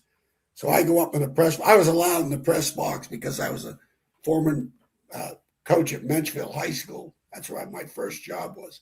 So I was allowed to go to the press box. So Ray Hebert, a beat writer for the Daily Press for high school sports, goes, "All right, hotshot, who are you recruiting this?" And I would always give him my commits at first, and he loved me. He goes, "Who are you looking at?" I go, "You see that little defensive end right down there for Lafayette? That's my guy." Then I went to York High School. Bill Lyons was the coach at York. And there's a 6 foot, 180-pound running back. He was like back in the day, the old 600 meter. He's a 9'6", 700 meter, 100-yard dash guy on a cinder track, outdoor track. He ran a 9'6", 9'7". Good looking kid. And I told Coach Tate, I said, "Coach, we're not going to get this kid." So all of a sudden, it's us in Elizabeth City State. No one's recruiting the kid. So we get the kid. Reggie Evans was his name, from York High School, living in Yorktown. And, he's got a Super Bowl ring. He ended up playing for the Redskins. Reggie Evans, okay. He was back in the 80s, in the late 80s. Was he that 90s. Washington when they beat Miami? Yeah. I think so. He's got a ring. But here was a kid that, and he started for us at Richmond and at running back, and so we had a bunch of kids like that, and it was fun. It was fun recruiting. Yeah, we'll have to set aside some time. I want to hear the whole Lawrence Taylor story sometime. Oh, it's hilarious. It's hilarious. Yeah. Well, we had Jim Tate was great to work for. He trusted you, and you could go out and, but I used to love it. And the thing I really missed was watching the 2-a-day practices, because that's when you found them. It's hot. Yes. Getting yelled at. You know this, Rick. I mean, and you find out, you watch their body language in that practice. It's an open book. It's easy. Funny. I remember, it's funny you say that. I remember specifically, not that I was ever recruited like that, but I remember Coach Hicks telling some of our seniors, there's going to be some guys here watching today, and we're here in the dog days of August. They're wanting to see how you handle this. It's so interesting you said that. I remember that speech he gave them vividly. We've got some guys here today from schools, and they want to see how you get through things. Don't change anything you do, but just he would tell them to help them. So it's funny you say that. Yeah. Oh, no, I miss that. That's cool. I used to love going down in the preseason and watching practice because I found out who they were. Mm-hmm. That's it. You can't fake that, can you? I mean, that's who you – there's no putting on – there's no highlight tape for practice. You just go. You're there. It's hot. They're getting yelled at, and, and you just – again, it's going back to Coach Holtz. This is the crisis, and it's created by the weather and the expectations of the coaches, and how are you handling it? What's your mindset? Is it woe is me? Is it about you, or are you able to deal in the moment? There's two kinds of players I found out, Rick. There's problem solvers and problem creators. I know. And the guys that really thrive. Think about Coach Holtz was interesting. One last story. We had one recruiting coordinator came from Arkansas, Minnesota, named Buddy Ball. We were interviewing coaches. He still had a staff to hire. And so Buddy went with him. And this one coach, I can't remember his name, he told Buddy, he goes, well, I don't know, adversities are something about the conversation of adversity. And Buddy said, Coach, do you know who you possibly could be working for? This guy thrives on adversity. He creates it. And you have some trepidations about adversity. Do not take this job. Right. That's good stuff. Oh. Well, Coach, listen, thanks as always, brother. That was awesome. Oh, shoot. That was fun, awesome. Rick. Appreciate it. No, good luck with Todd. Tell him I said hello. I will. We're going to find out how things – we're going to try to get inside the process now, what he's going to be concentrating on with all these guys. I think it'll be interesting for our viewers. Well, I got my notebook of all the kids I looked at, and I'm going to figure out how many of these I screwed up on. I probably may get fired from this job.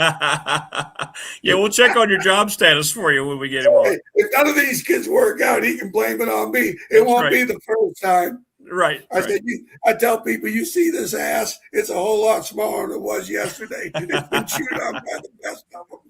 Right. All right, Rick. All right, Coach. Have a great rest of the day, man. Stay safe. You too, buddy. All right. There you go. It's Coach Elmo, Elmassian. How good was that? Great stories. And he answered your questions. It's good stuff, man. Good stuff. I got to hear the Lawrence Taylor story. That's awesome. That's really awesome. We want to thank all of our sponsors here on the program. Are we good, by the way? Yeah, there we go. Okay. We had a little blip there. Thanks to Family Fencing. Thanks to Jason Green and company. Family Fencing, sponsor of our studio here in Ryder, 540-200-8294. Check them out at Family Fencing. NRV.com with that awesome logo right there. Things are being a little jumpy here. McClellan Chiropractic, thanks to Mark Hunley, sponsor of our chat room. Mark is right off of Walters Drive in Christiansburg, Ralph Peppersley Road onto Walters Drive, is what I should say. They do a great job. Pulaski County Sports and Entertainment, the presenting sponsor of this program, and we appreciate them. Experience Pulaski County, thanks to Jonathan Sweet, Tim Miller. The IHRA announcement is still getting a lot of play. People are very excited about all that. Little River Heating and Air, 1095 Raptor Street in Christiansburg, thanks to Charles Lee, 540-553-2971. The attorney, Ryan Pry, our BDST fan question of the week, 701 West Main Street in Radford, Trust and Estate Planning. We'll come up with our question for you here soon. National Bank, member FDIC, the exclusive banking partner of this program. My exclusive banking partner for 35 years, thanks to Lara Ramsey and all those wonderful folks. Professional Door Incorporated, Travis Williams up in Dublin. Thanks to Travis, sponsor of our text line, which is always popping. I got dozens and dozens of texts over the weekend. So thank you so much for all that.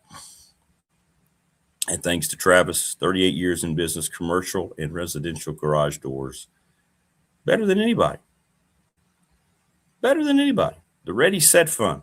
And we really appreciate Bob Christ and all of his support. I don't know why I hit the It's Friday button. It's readysetfund.com, bobchrist11 at Gmail. And if you want to raise money for your team or event,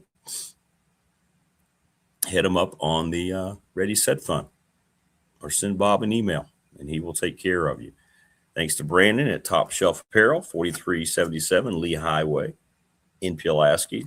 If you want a t-shirt, they're awesome, $20. Thanks to Lawson's Mobile Home Supply, James Lawson, since 1997, 300 North Franklin Street in Christiansburg. They have home parts for windows, doors, plumbing, plus installation, and the NRB Super Bowl, 382-5525. They're going to have a Super Bowl special. If you haven't been to the Super Bowl, you need to check it out. They've added so many cool things. It's unbelievable. It's unbelievable. So go check them out. We thank them, and we're going to do some more stuff over there with the show. It's going to be great. Yeah, let's get caught up. Yeah, you do. You learn something else with Coach Elmo every time. It's a great story about Oxendine. Yeah, I got to find out more about LT to Richmond. And it was because I remember, Bill Belichick will never stop talking about Lawrence Taylor. No one's ever played defensive football the way he has, and he recognizes it and said nobody ever will. And how I remember him saying that out of high school, people thought he was too small. They looked at the intangibles. He was too small. And all he did was revolutionize defensive football since. Much like Bill Walsh, as a coach, revolutionized offensive football, the West Coast offense, if you will, which was really Sid Gilman, who Bill Walsh learned everything from when Sid Gilman was coaching the Chargers back in the AFL in the 60s. And the evolution of that offense. All Lawrence Taylor did was go out and recreate how to play defensive end, outside linebacker, how to cover, how to create more havoc than anyone that's ever played defense on the field ever has. He was such a viable defensive player. It was almost like trying to defend a superstar quarterback on offense. Bill Walsh had a separate folder that just had Lawrence Taylor's name on it. How to neutralize him on defense so we can try to run some of our stuff against him. He said he was the only player in the history of his coaching that they had to have a separate film breakdown. A separate film breakdown just to try to figure out how to neutralize Lawrence Taylor. What a testament to his talent. What's up, Pezzo? How you feeling about Mike McCarthy? Steelers have 12 picks in the draft. what quarterback is the best fit? That's a great question. This is not a good quarterback class at all. If you need a quarterback, this is one of the worst times that you need one. There's only one that I think is an absolute slam dunk. We'll ask, Wayne. It's funny you say that. I was wondering too, and you're right, Prometheus. Yeah, he was one of the first to move around. Didn't matter where. Left, right, on the line. You could not account for him. And we haven't seen that from any defensive player today. There's some great defensive players in the league today, but we have not seen anything as disruptive of Lawrence Taylor. It doesn't exist. So, Pezzo, I don't know what to tell you, man. None of those names you have there, to me, if I'm a Steeler fan, I'm excited in any way, shape, or form. Why not give Will Howard a chance? He's already been there in the system. It's going to change, though. I mean, Nussmeier, maybe. Alar, no. I don't think the Simpson kid's that good. There's only one, and the Raiders are going to take him and be back very soon, unfortunately for me as a Broncos fan. The Raiders made, I think, a great young coaching hire. They got it right. The Raiders have kind of gotten in their own way for so long, and here they are going to get Clint Kubiak and Fernando Mendoza and watch them cook.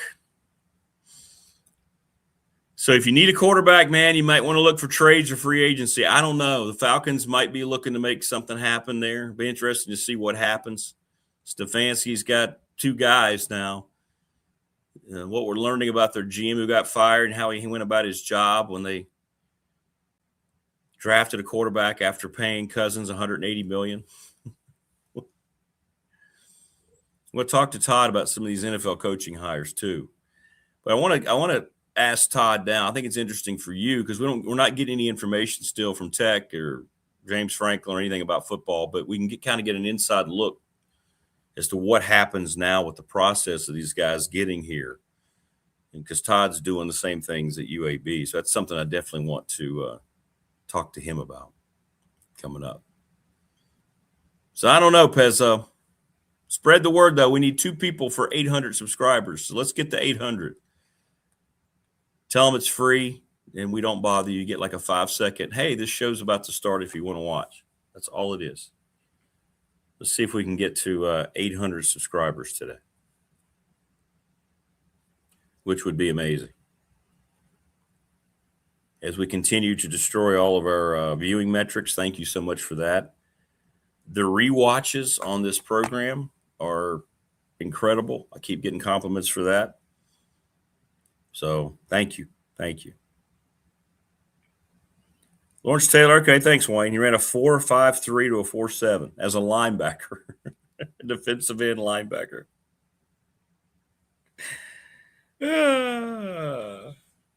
Wow.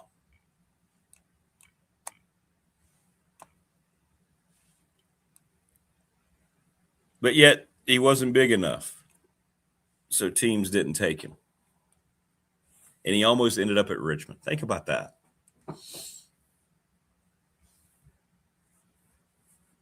He wore number 98 at North Carolina, by the way.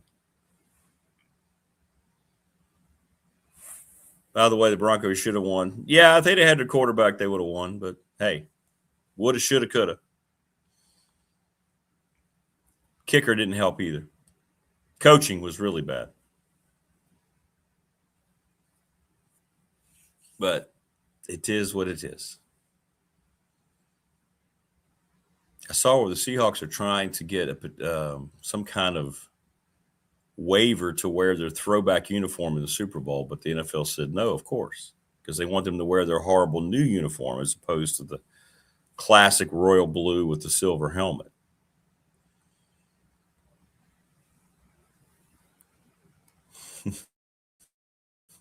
Not surprised that the league would say no.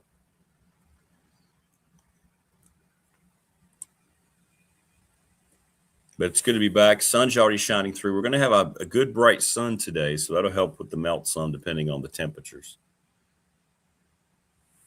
But yeah, not a good year if you need a quarterback out of the draft unless you're the Raiders. After the Raiders, it's going to fall down considerably. And I am not sure that there's a franchise guy on the board. Of all those names you listed, I really don't.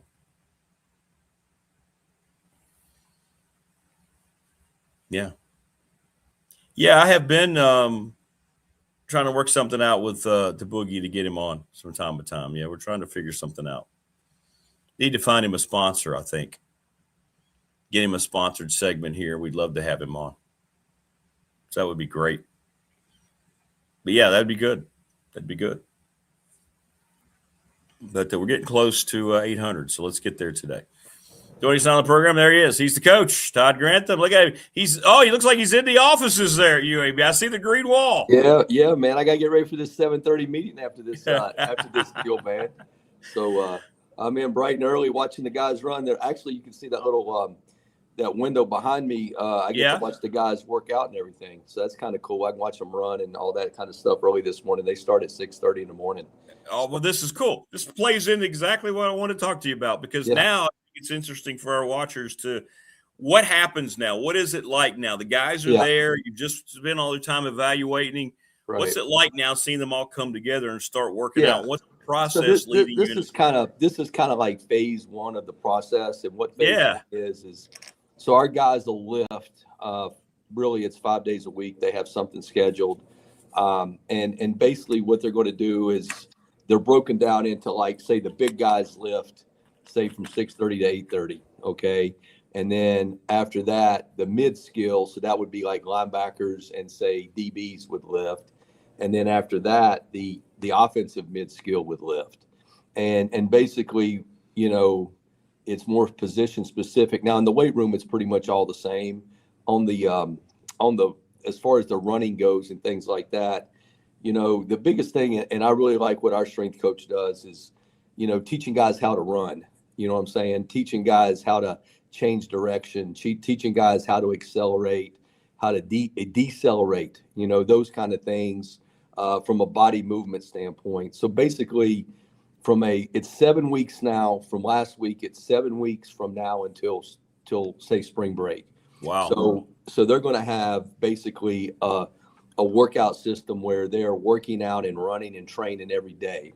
Okay. From a lifting standpoint, running standpoint. And then, the coach has been on the road. So actually I didn't go on the road this year because we have 27 new guys, but truthfully we got 40 new guys because everybody's new on our system. Right. So I would basically meet with, the guys after they worked out with their respective groups, and we would do what we call football school. So right now that the coaches are back, in the office, we'll kind of start what I call football school, which is basically introduce them to the system. How do we call offense? What's interesting, and I actually learned this from Nick and Belichick, we actually teach them offense before we teach them defense. In other words, how we call formations, how we call motions, how we call bunches, how we call stacks. Because once you learn that stuff, interesting. Yeah. Well, that way when you're talking to them and I say, hey, it's rocket motion, well, they know what rocket motion is. If I say it's gun far, they know what gun far means. If it's gun near, they know what that means. So, if the tight end's in a face alignment, they know what that means. So therefore, it helps you when you start talking defensively about your adjustments and the things you want to do, because now they kind of understand offense. You know what I mean? So we actually make guys learn offense first from how we call personnel, how we call formations. For example, all like 3x1s for us are all T words. So if you hear a T word, it's a 3x1 set. If it's a 2x2 set, it's a D word, like, dolphin, Dallas, dice, dose, all that. Well, right now, it's a 2x2 formation. So anyway, and then you get into the specifics after that. So we try to teach them, offense first, and then we get into teaching them the structure of how we play, because we're really a multiple defense, meaning we can play 4 down, we can play 3 down, which I think you have to be able to do both, this day and age, and we can get into various 3 down packages. So then it's like, okay, how do we line up and how do you travel and those kind of things. So with football school, we basically introduce them to the system of what we're going to do. And really we try to teach them concepts as far as, okay, we're going to work split safety this week, or let's say for the next 3 days, we're going to do split safety. And then after that, we're going to do middle of the field closed. So we'll try to teach them that because it's really all concepts, meaning once we put in 3 deep, okay, and it's, 400 3 deep, well, then we can do what we call zone replacements. So zone replacements means we're going to bring an off-the-ball player, a nickel, a backer, and we're just going to replace that person with a defensive end or defensive lineman per se. But for the secondary, the people in the back end, it's basically what we call rip, liz, match. So it's all the same. So once you learn the system and the concept, you kind of know that structure and how we play things. So we'll do that really for the next 7 weeks. Now, what we'll start doing in a couple weeks, I'm a big, I don't I like to meet as a staff. I think it's important, our defense, obviously you're a unit, you're one, you got to trust each other and all that. But I like to break up and teach guys because, to me, learning is knowledge, and knowledge is power. Okay. So in other words, if I got 5 assistants and we're all 5 teaching for an hour, that's better learning than me talking to the whole group. Because what happens when you do that is if I'm talking to the front guys, well, the secondary ain't paying attention. Yeah. If I'm talking to the secondary, the front guys ain't paying attention because it doesn't pertain to them. So we'll have meetings where, hey, this is a whole, this is what we've got to understand as a unit. And then we break up and we get into individual teaching. And then for me to make sure we understand, hey, what we're doing, or I've always said, and you can, I've even heard Phil say this, a silent defense is a dead defense. So we like to do walkthroughs. Okay. So in a couple weeks, we'll start with walkthroughs. And the way we've done that, man, we've upgraded our deal. So we actually have these trash cans. Okay. And we color code them. So in other words, the linemen are the typical trash cans that you would see. Yeah. And then we have like red trash cans are receivers. Blue trash cans are tight ends, greens are backs. So therefore we can put them out there and line up on them, right? Well, then we have the ability that we have these little vests. Back in the day, you had like a red vest or, a green vest or a blue vest, whatever the thing is. So obviously you got to have motions so we can have someone with a vest on relative to the position they're playing, like red means receiver. And we'll put those guys out there and then we go through motion adjustments. So therefore that's the way I like to meet with the defense, meaning I like to be able to 2-spot it from the standpoint of, all right, one group's down here, another group's up here. We split the coaching staff up, and then I'll make a call, and then I watch them and how they adjust. So therefore, everybody has to do something, and I can look at the point of attack for what we're doing, and I kind of get a feel for if everybody understands. But we're going through our playbook, our installation package, and we're installing. So we'll kind of do that here in a couple of weeks. We'll start that. And then as we get closer to spring practice, then we'll start implementing 2 things. One, we have what we call fourth quarter program. Okay. And that's no different, Rick, than remember we used to shut the field house and lock it up, turn the heat up, get the mat out. And you knew for an hour, man, like I just got to make it right. Yeah. So we'll do some stuff like that because I always think it's important that you have to get through something hard together. Okay. And what I mean is like someone's going to be struggling. Well, the other guys around him got to pick him up and you got to help him get through. And then you accomplish something together. And I think that creates a bond with your team. So therefore we'll start what we call fourth quarter program because that's when you win the game is in the fourth quarter. So we'll start that. And then once we start that, then we'll start doing what we call position specific drills. One thing about coaching in the National Football League, because of all these rules and stuff, like you had to figure out how can I do these drills without a body or out another person. For example, a D lineman learning how to fight resistance or press blocks, those kind of things, right? Well, we have these bands that we can put around a guy's waist and like we can stand behind them and hold them. And then they can work on pushing because, up front, it's all about pushing to generate power.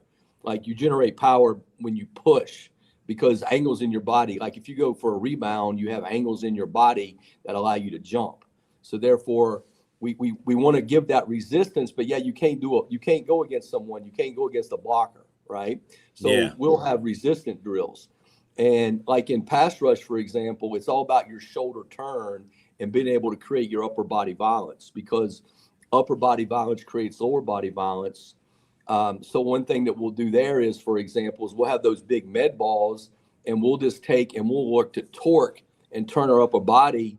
And that's a shoulder turn, which represents basically the same thing you would do when you face an offensive lineman. And then we do that for all the different, like we do it up front with the D-line, we do it with the linebackers, and we do it with the secondary position-specific drills relative to the technique that they got. So anyway, we'll kind of start all that, and then that'll get into basically everything up until spring practice. And then once spring practice gets, we'll kind of go back to doing installs again. We'll start over again, okay? And then we'll do installs. We'll have individual drills and obviously team stuff. And then that's when we start working on like situational stuff as far as like, hey, third downs, what's our philosophy? How are we going to defend? Understanding that, third down is relative to the sticks, meaning, hey, if it's 3rd and 4, that's going to be a different route concept than if it's 3rd and 10. Okay. And then the location of formations, like we were talking about, in other words, the tight end, let's say the tight end's on the bar displaced. Well, if the back's in the backfield, we know it's a 5 or 6 man protection. Whereas let's say the back or the tight end's now in what we call the hip position, like right outside the tackle, and it's 3rd and 7 to 3rd and 10. Well, he's in there to chip to let the routes get down the field. So a lot of times the formation will tell you the style of routes you're getting on 3rd down based on where the tight end lines up. So, we'll kind of do, we'll start teaching guys that concept and everything. So right now is the fun part. This is the part of the year I really enjoy, because you get to teach guys football, and you get to really work with guys' individual techniques and things. Because the one thing that I feel like, and I do feel this is different being an NFL coach and there's nothing wrong with being a college coach, I'm not saying that, but I think that like in pro football, and I've said this before, a lot of times the personnel department is going to give you a player. Okay, well, you got to figure out how to make it work. And you got to figure out within the system you got the things this guy does well, and how do I maximize his assets and minimize his liabilities? Because every player, it's like any of us, every player has an assets and liabilities. So we need to maximize his assets. So therefore, sometimes you tweak the way you scheme something or you play something relative to what a guy does well. And I think that's one thing that kind of separates me a little bit from others, is the ability to take a guy's strengths and let's figure out, how many plays he can play a game, and then how he best plays and how do we put him in position to make plays.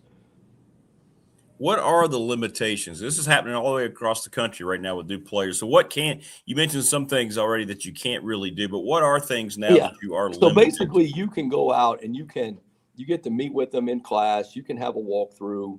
You just don't do, say, like, you don't stand across from somebody and like the offense, for example. That stuff ends up being more what you would call spring practice. But anything that, from working on a bag, working to run over bags, or, like I said, the bands, for example, like I can hold a band to give a guy resistance. Another player can do that. I mean, you're teaching them resistance, and that's how you press blocks and things like that. So basically it's working against yourself or a partner. Okay. Or it's a walkthrough from the standpoint of you're basically walking a true walkthrough, just like a class meeting. And you're basically doing that. It's just, you're limited on the things you can do like against each other. You really can't do that until you start spring practice. Okay. I was wondering how that was going to kind of play into itself. So that's cool. So familiar, and this kind of creates a kind of an easier segue to when you can start doing all these things the first day. So I look at it as, for example, with our football school, we're basically teaching the guys a system. So we got really, the way I look at it, we have 5 weeks, right? So we've broken it down into, I like to go day 1 install, day 2 install, day 3 is a review of 1 and 2. So we'll kind of go that route the rest of the way for 5 weeks to get our stuff in from a teaching perspective. And then we'll come back. And then when spring practice starts, we'll start back with install 1 again. Well, they've already heard it, but now they hear it a second time, and we'll go through that process. same thing. We'll go install 1, install 2, review 1 and 2. And we'll kind of go that route through spring practice. And then the cool thing now is actually after spring practice, we have time in June before the coaches go on vacation that we'll come back and actually do it again. So in other words, we'll start with install 1 and we'll go 1, 2, review 1 and 2, and we'll go that same process. And then the players kind of then do it on their own. And then when we come back in August, we'll start over again. So that's why it's an advantage nowadays. It's really critical with the way the calendar's set up to get guys in the winter or for spring semester, because you're going to get a bunch of teaching time, meeting time with them. So that way, when August rolls around, they're not really new or freshmen. They've done it a few times. Do you have, what's the number that you have already in? Is it most of the guys? Everybody's here right now. Oh, well, that's great. Yeah, I think there's two. There's actually two. Yeah, I think there's like 2 high school guys that aren't here. But as far as all the portal guys are here, and all the portal guys are here, and we're ready to roll. You know, and that's is that the way it is basically throughout the country? You portal guys right now, you know, right now they're, of course, you know, it's interesting you say that because every school is on a different calendar. Well, that's true. So, and what I mean is like the reason it was important for us is like the 19th of the January was our drop ad date, right? So therefore, we had to get everybody in by the 19th. So therefore, they could be here for spring semester. Okay. Well, if somebody's was the 25th, then they got to the 25th. Now, some schools actually have what they call these mini-mesters, which means you can start like in March. Okay. Well, technically, that's right before spring practice. So in theory, by the rule, if you have a program starting, say, in March, you can get that guy in school and he can be a part of spring practice, you know, and everything. That's why you see guys like signing late now. You know, that would be late for most people. Like if a guy in the portal right now says he's going somewhere, he's probably getting enrolled into like a mini mester or something like that, because most schools, the drop ad date's already passed, you know what I mean, for the normal school session. I want to ask you here before I let you go, what in the NFL, because you spent so much time there, what the new coaching hires, what do you like the best so far you've seen from some of these guys? Obviously, I'm fired up for Clint because I worked with him, you know, in New Orleans, and I think he's a really good coach. I mean, if you just went back and looked when David Carr was healthy and our line was healthy, I mean, we were pretty good. I mean, actually, you know, we were 2-0 and actually got beat. I think it was 16-15 or something like that by the Eagles, who ended up winning the Super Bowl that year. And then when a couple linemen got hurt, that forced Derek to get hurt, which, you know, in that league, when your quarterback gets hurt, you don't got a chance. So I'm really happy for him and everything. Obviously, I think when you look at it, I think that the Giants did a really good job getting Harbaugh. I think, you know, and it's different. Like, you know, Kubiak's more of a hands-on, like an offensive guy. He develops quarterbacks, right?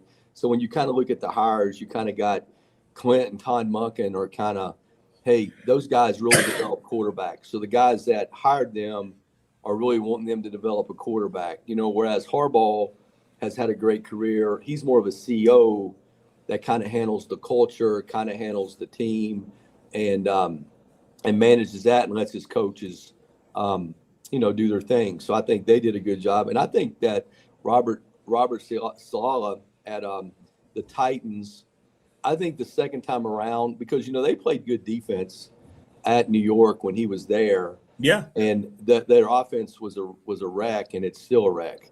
And, you know, I think that he'll learn from that.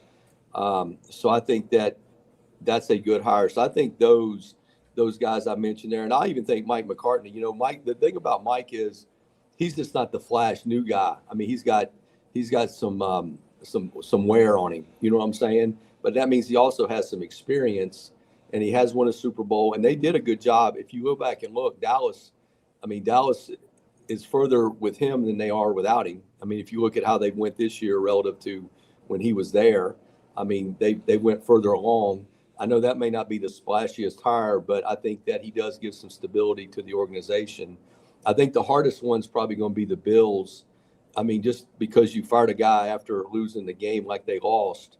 I mean, so basically you're saying to me, either you win the Super Bowl or this is a failure, because that's really what you did. You promoted an offensive guy that was the OC that worked for the head coach, and you're saying that the head coach was really the reason that you didn't advance it. Yeah. So therefore, to me, with that hire, you're really saying, okay, it's Super Bowl or bust, and that's just my opinion on that. And then, the Falcons will be an interesting one. It's funny that Kevin Stanowski, one time he was going to be the head coach in Carolina, and I was going to be the coordinator, and it was kind of set up, and Matt Rule, the owner, went to Matt Rule's house and fell in love with Matt Rule, and wasn't leaving the kitchen table till he was hired, and the reason for that was because the Giants were sitting in the driveway ready to come in, and he didn't want to lose him, so he made an impulse decision and hired Matt that night at the kitchen table, and therefore Kevin went his way and I went my way. Oops. Standpoint. Yep. So anyway, it's interesting how these things happen and everything. But yeah, one time Kevin was going to be the head coach of the Panthers and I was going to be his coordinator, and it was pretty much set. And the owner went to Matt Rule's house and just fell in love with the guy, and was not leaving the kitchen table until it was a done deal. And it was a done deal, so we kind of went on our own way. So anyway, it's all good. It's just interesting how those things happen. Well, it feels like the Raiders are doing the smart thing, right? This is going to be the perfect pairing. You just mentioned Kubiak. His dad was a quarterback, great Bronco. And now you get Mendoza, the franchise guy. It seems like putting those guys together day one is such a smart move for Las Vegas. Yeah, I think with where they are as an organization, they've got to build everything. And you got to start with the quarterback. I mean, when you look at all the teams, if you look at all the teams that are picking in the top 5, unless they have a trade to get that pick, they probably all need a quarterback. Okay. And they probably need help with their offense per se. And in that league, it all starts with the quarterback, because the way the rules are set up, you got to be able to throw the ball. And if you can't throw the ball, you're going to have a hard time scoring points, and you're going to have a hard time getting explosive plays. So therefore, I think it's a great hire by them. And I think that the biggest thing now is to build around them. The one thing when you do now, what's interesting about that is, and I know this was something that, the salary cap is going up a lot this year. Yeah.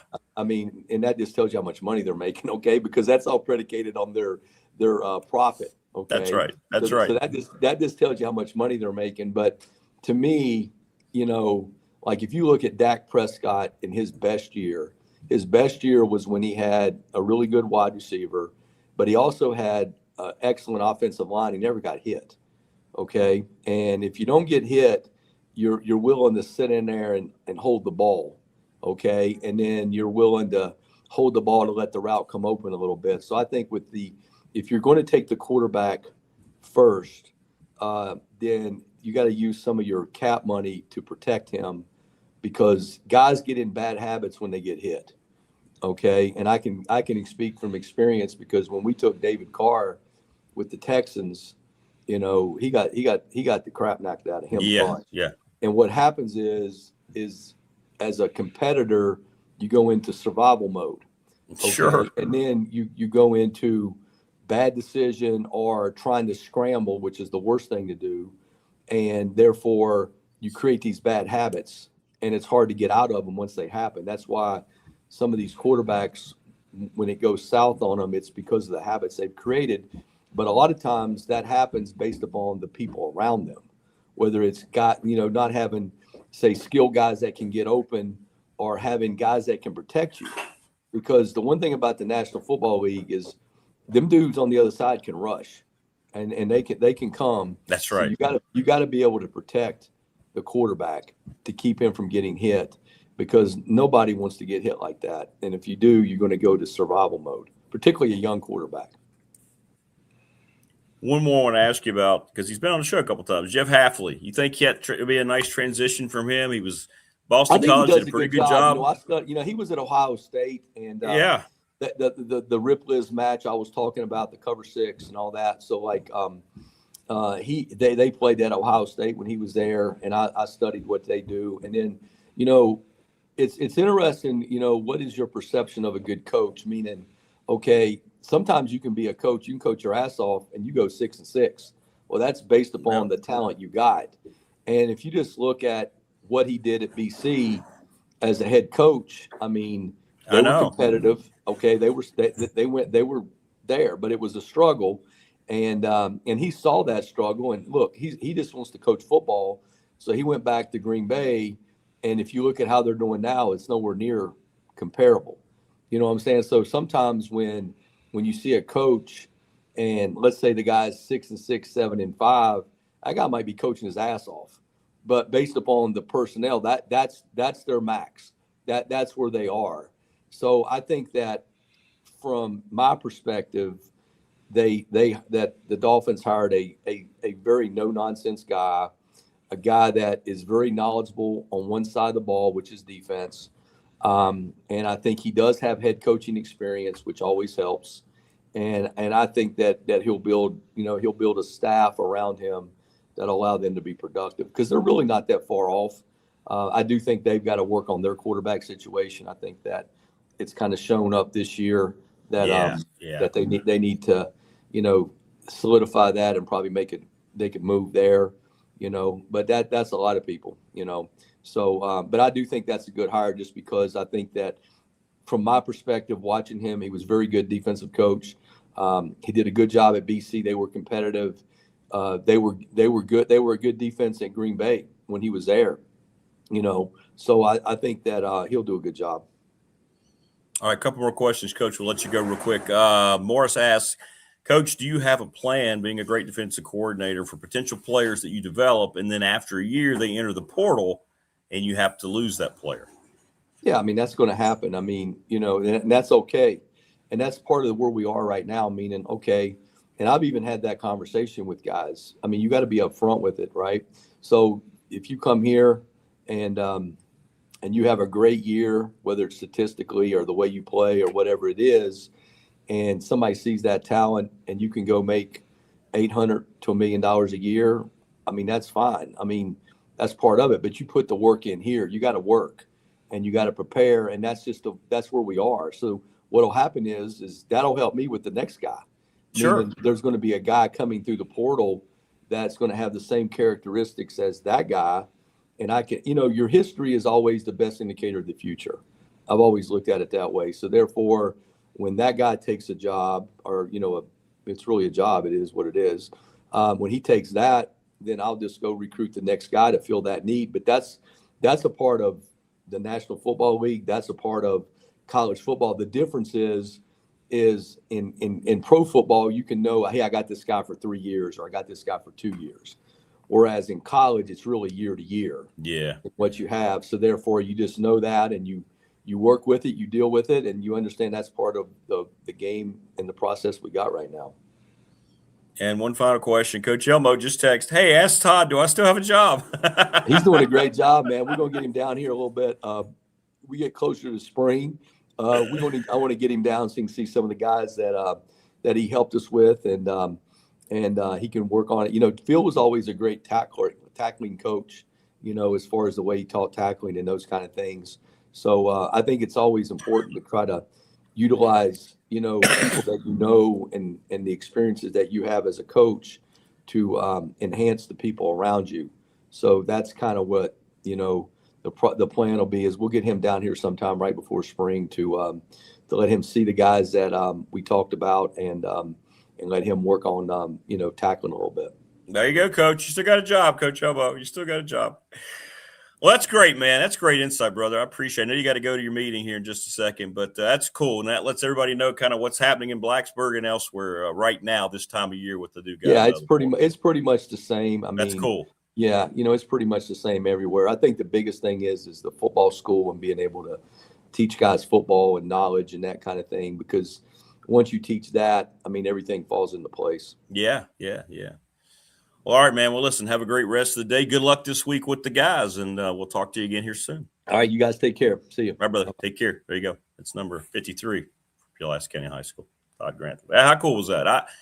I could eat that stuff up, man, back to back with Coach Elmo and with Coach Grantham. I mean, we're getting some inside info, man. You're getting kind of a visual. So now all of you Tech fans, you can kind of wonder what James Franklin and his staff are doing with all these new portal guys. It's very similar. There's rules are across the country right now. Nobody's practicing. Nobody's one-on-one. At least you're not supposed to be. And Todd explained what they kind of do. That's cool, man. I don't know about you, but that's good knowledge to have. That helps. If you're a fan, casual fan, diehard fan, yeah, good stuff. Good stuff. Hey, spread the word about our subscriptions. We're 2 away from 800. That's pretty cool. See if we can get to 800 today. Subscribe, like, and share the program. But yeah, Coach Elmo, you still have a job. Thanks to Top Shelf Apparel. We want to thank Lawson's Mobile Home Supply. Thanks to the NRV Super Bowl, the Ready Set Fund, Professional Door Incorporated, National Bank member FDIC, the attorney Ryan Pry with our BDST fan question of the week, Little River Heating and Air, Pulaski County Sports Entertainment, the presenting sponsor of this program, Louise Baker Team Long and Foster, McClellan Chiropractic. By the way, Louise is giving away tickets this week, big basketball tickets, and of course, Family Fencing sponsoring our studio. But that's good stuff, man. And you don't get that kind of stuff everywhere. I mean, that's if you are a football fan, sports fan, it just helps you. I think it helps you understand how things are put together. It's also a nice bonding time for all these portal guys to come in and kind of get on the same page, get to know one another, get to know your new coaches. Here's the plan we're going to have. I thought that how interesting is that Todd and the defensive coaches, and he got that from, he got that from Nick Saban and Bill Belichick. You're teaching the defense the offense before you get into the defensive stuff.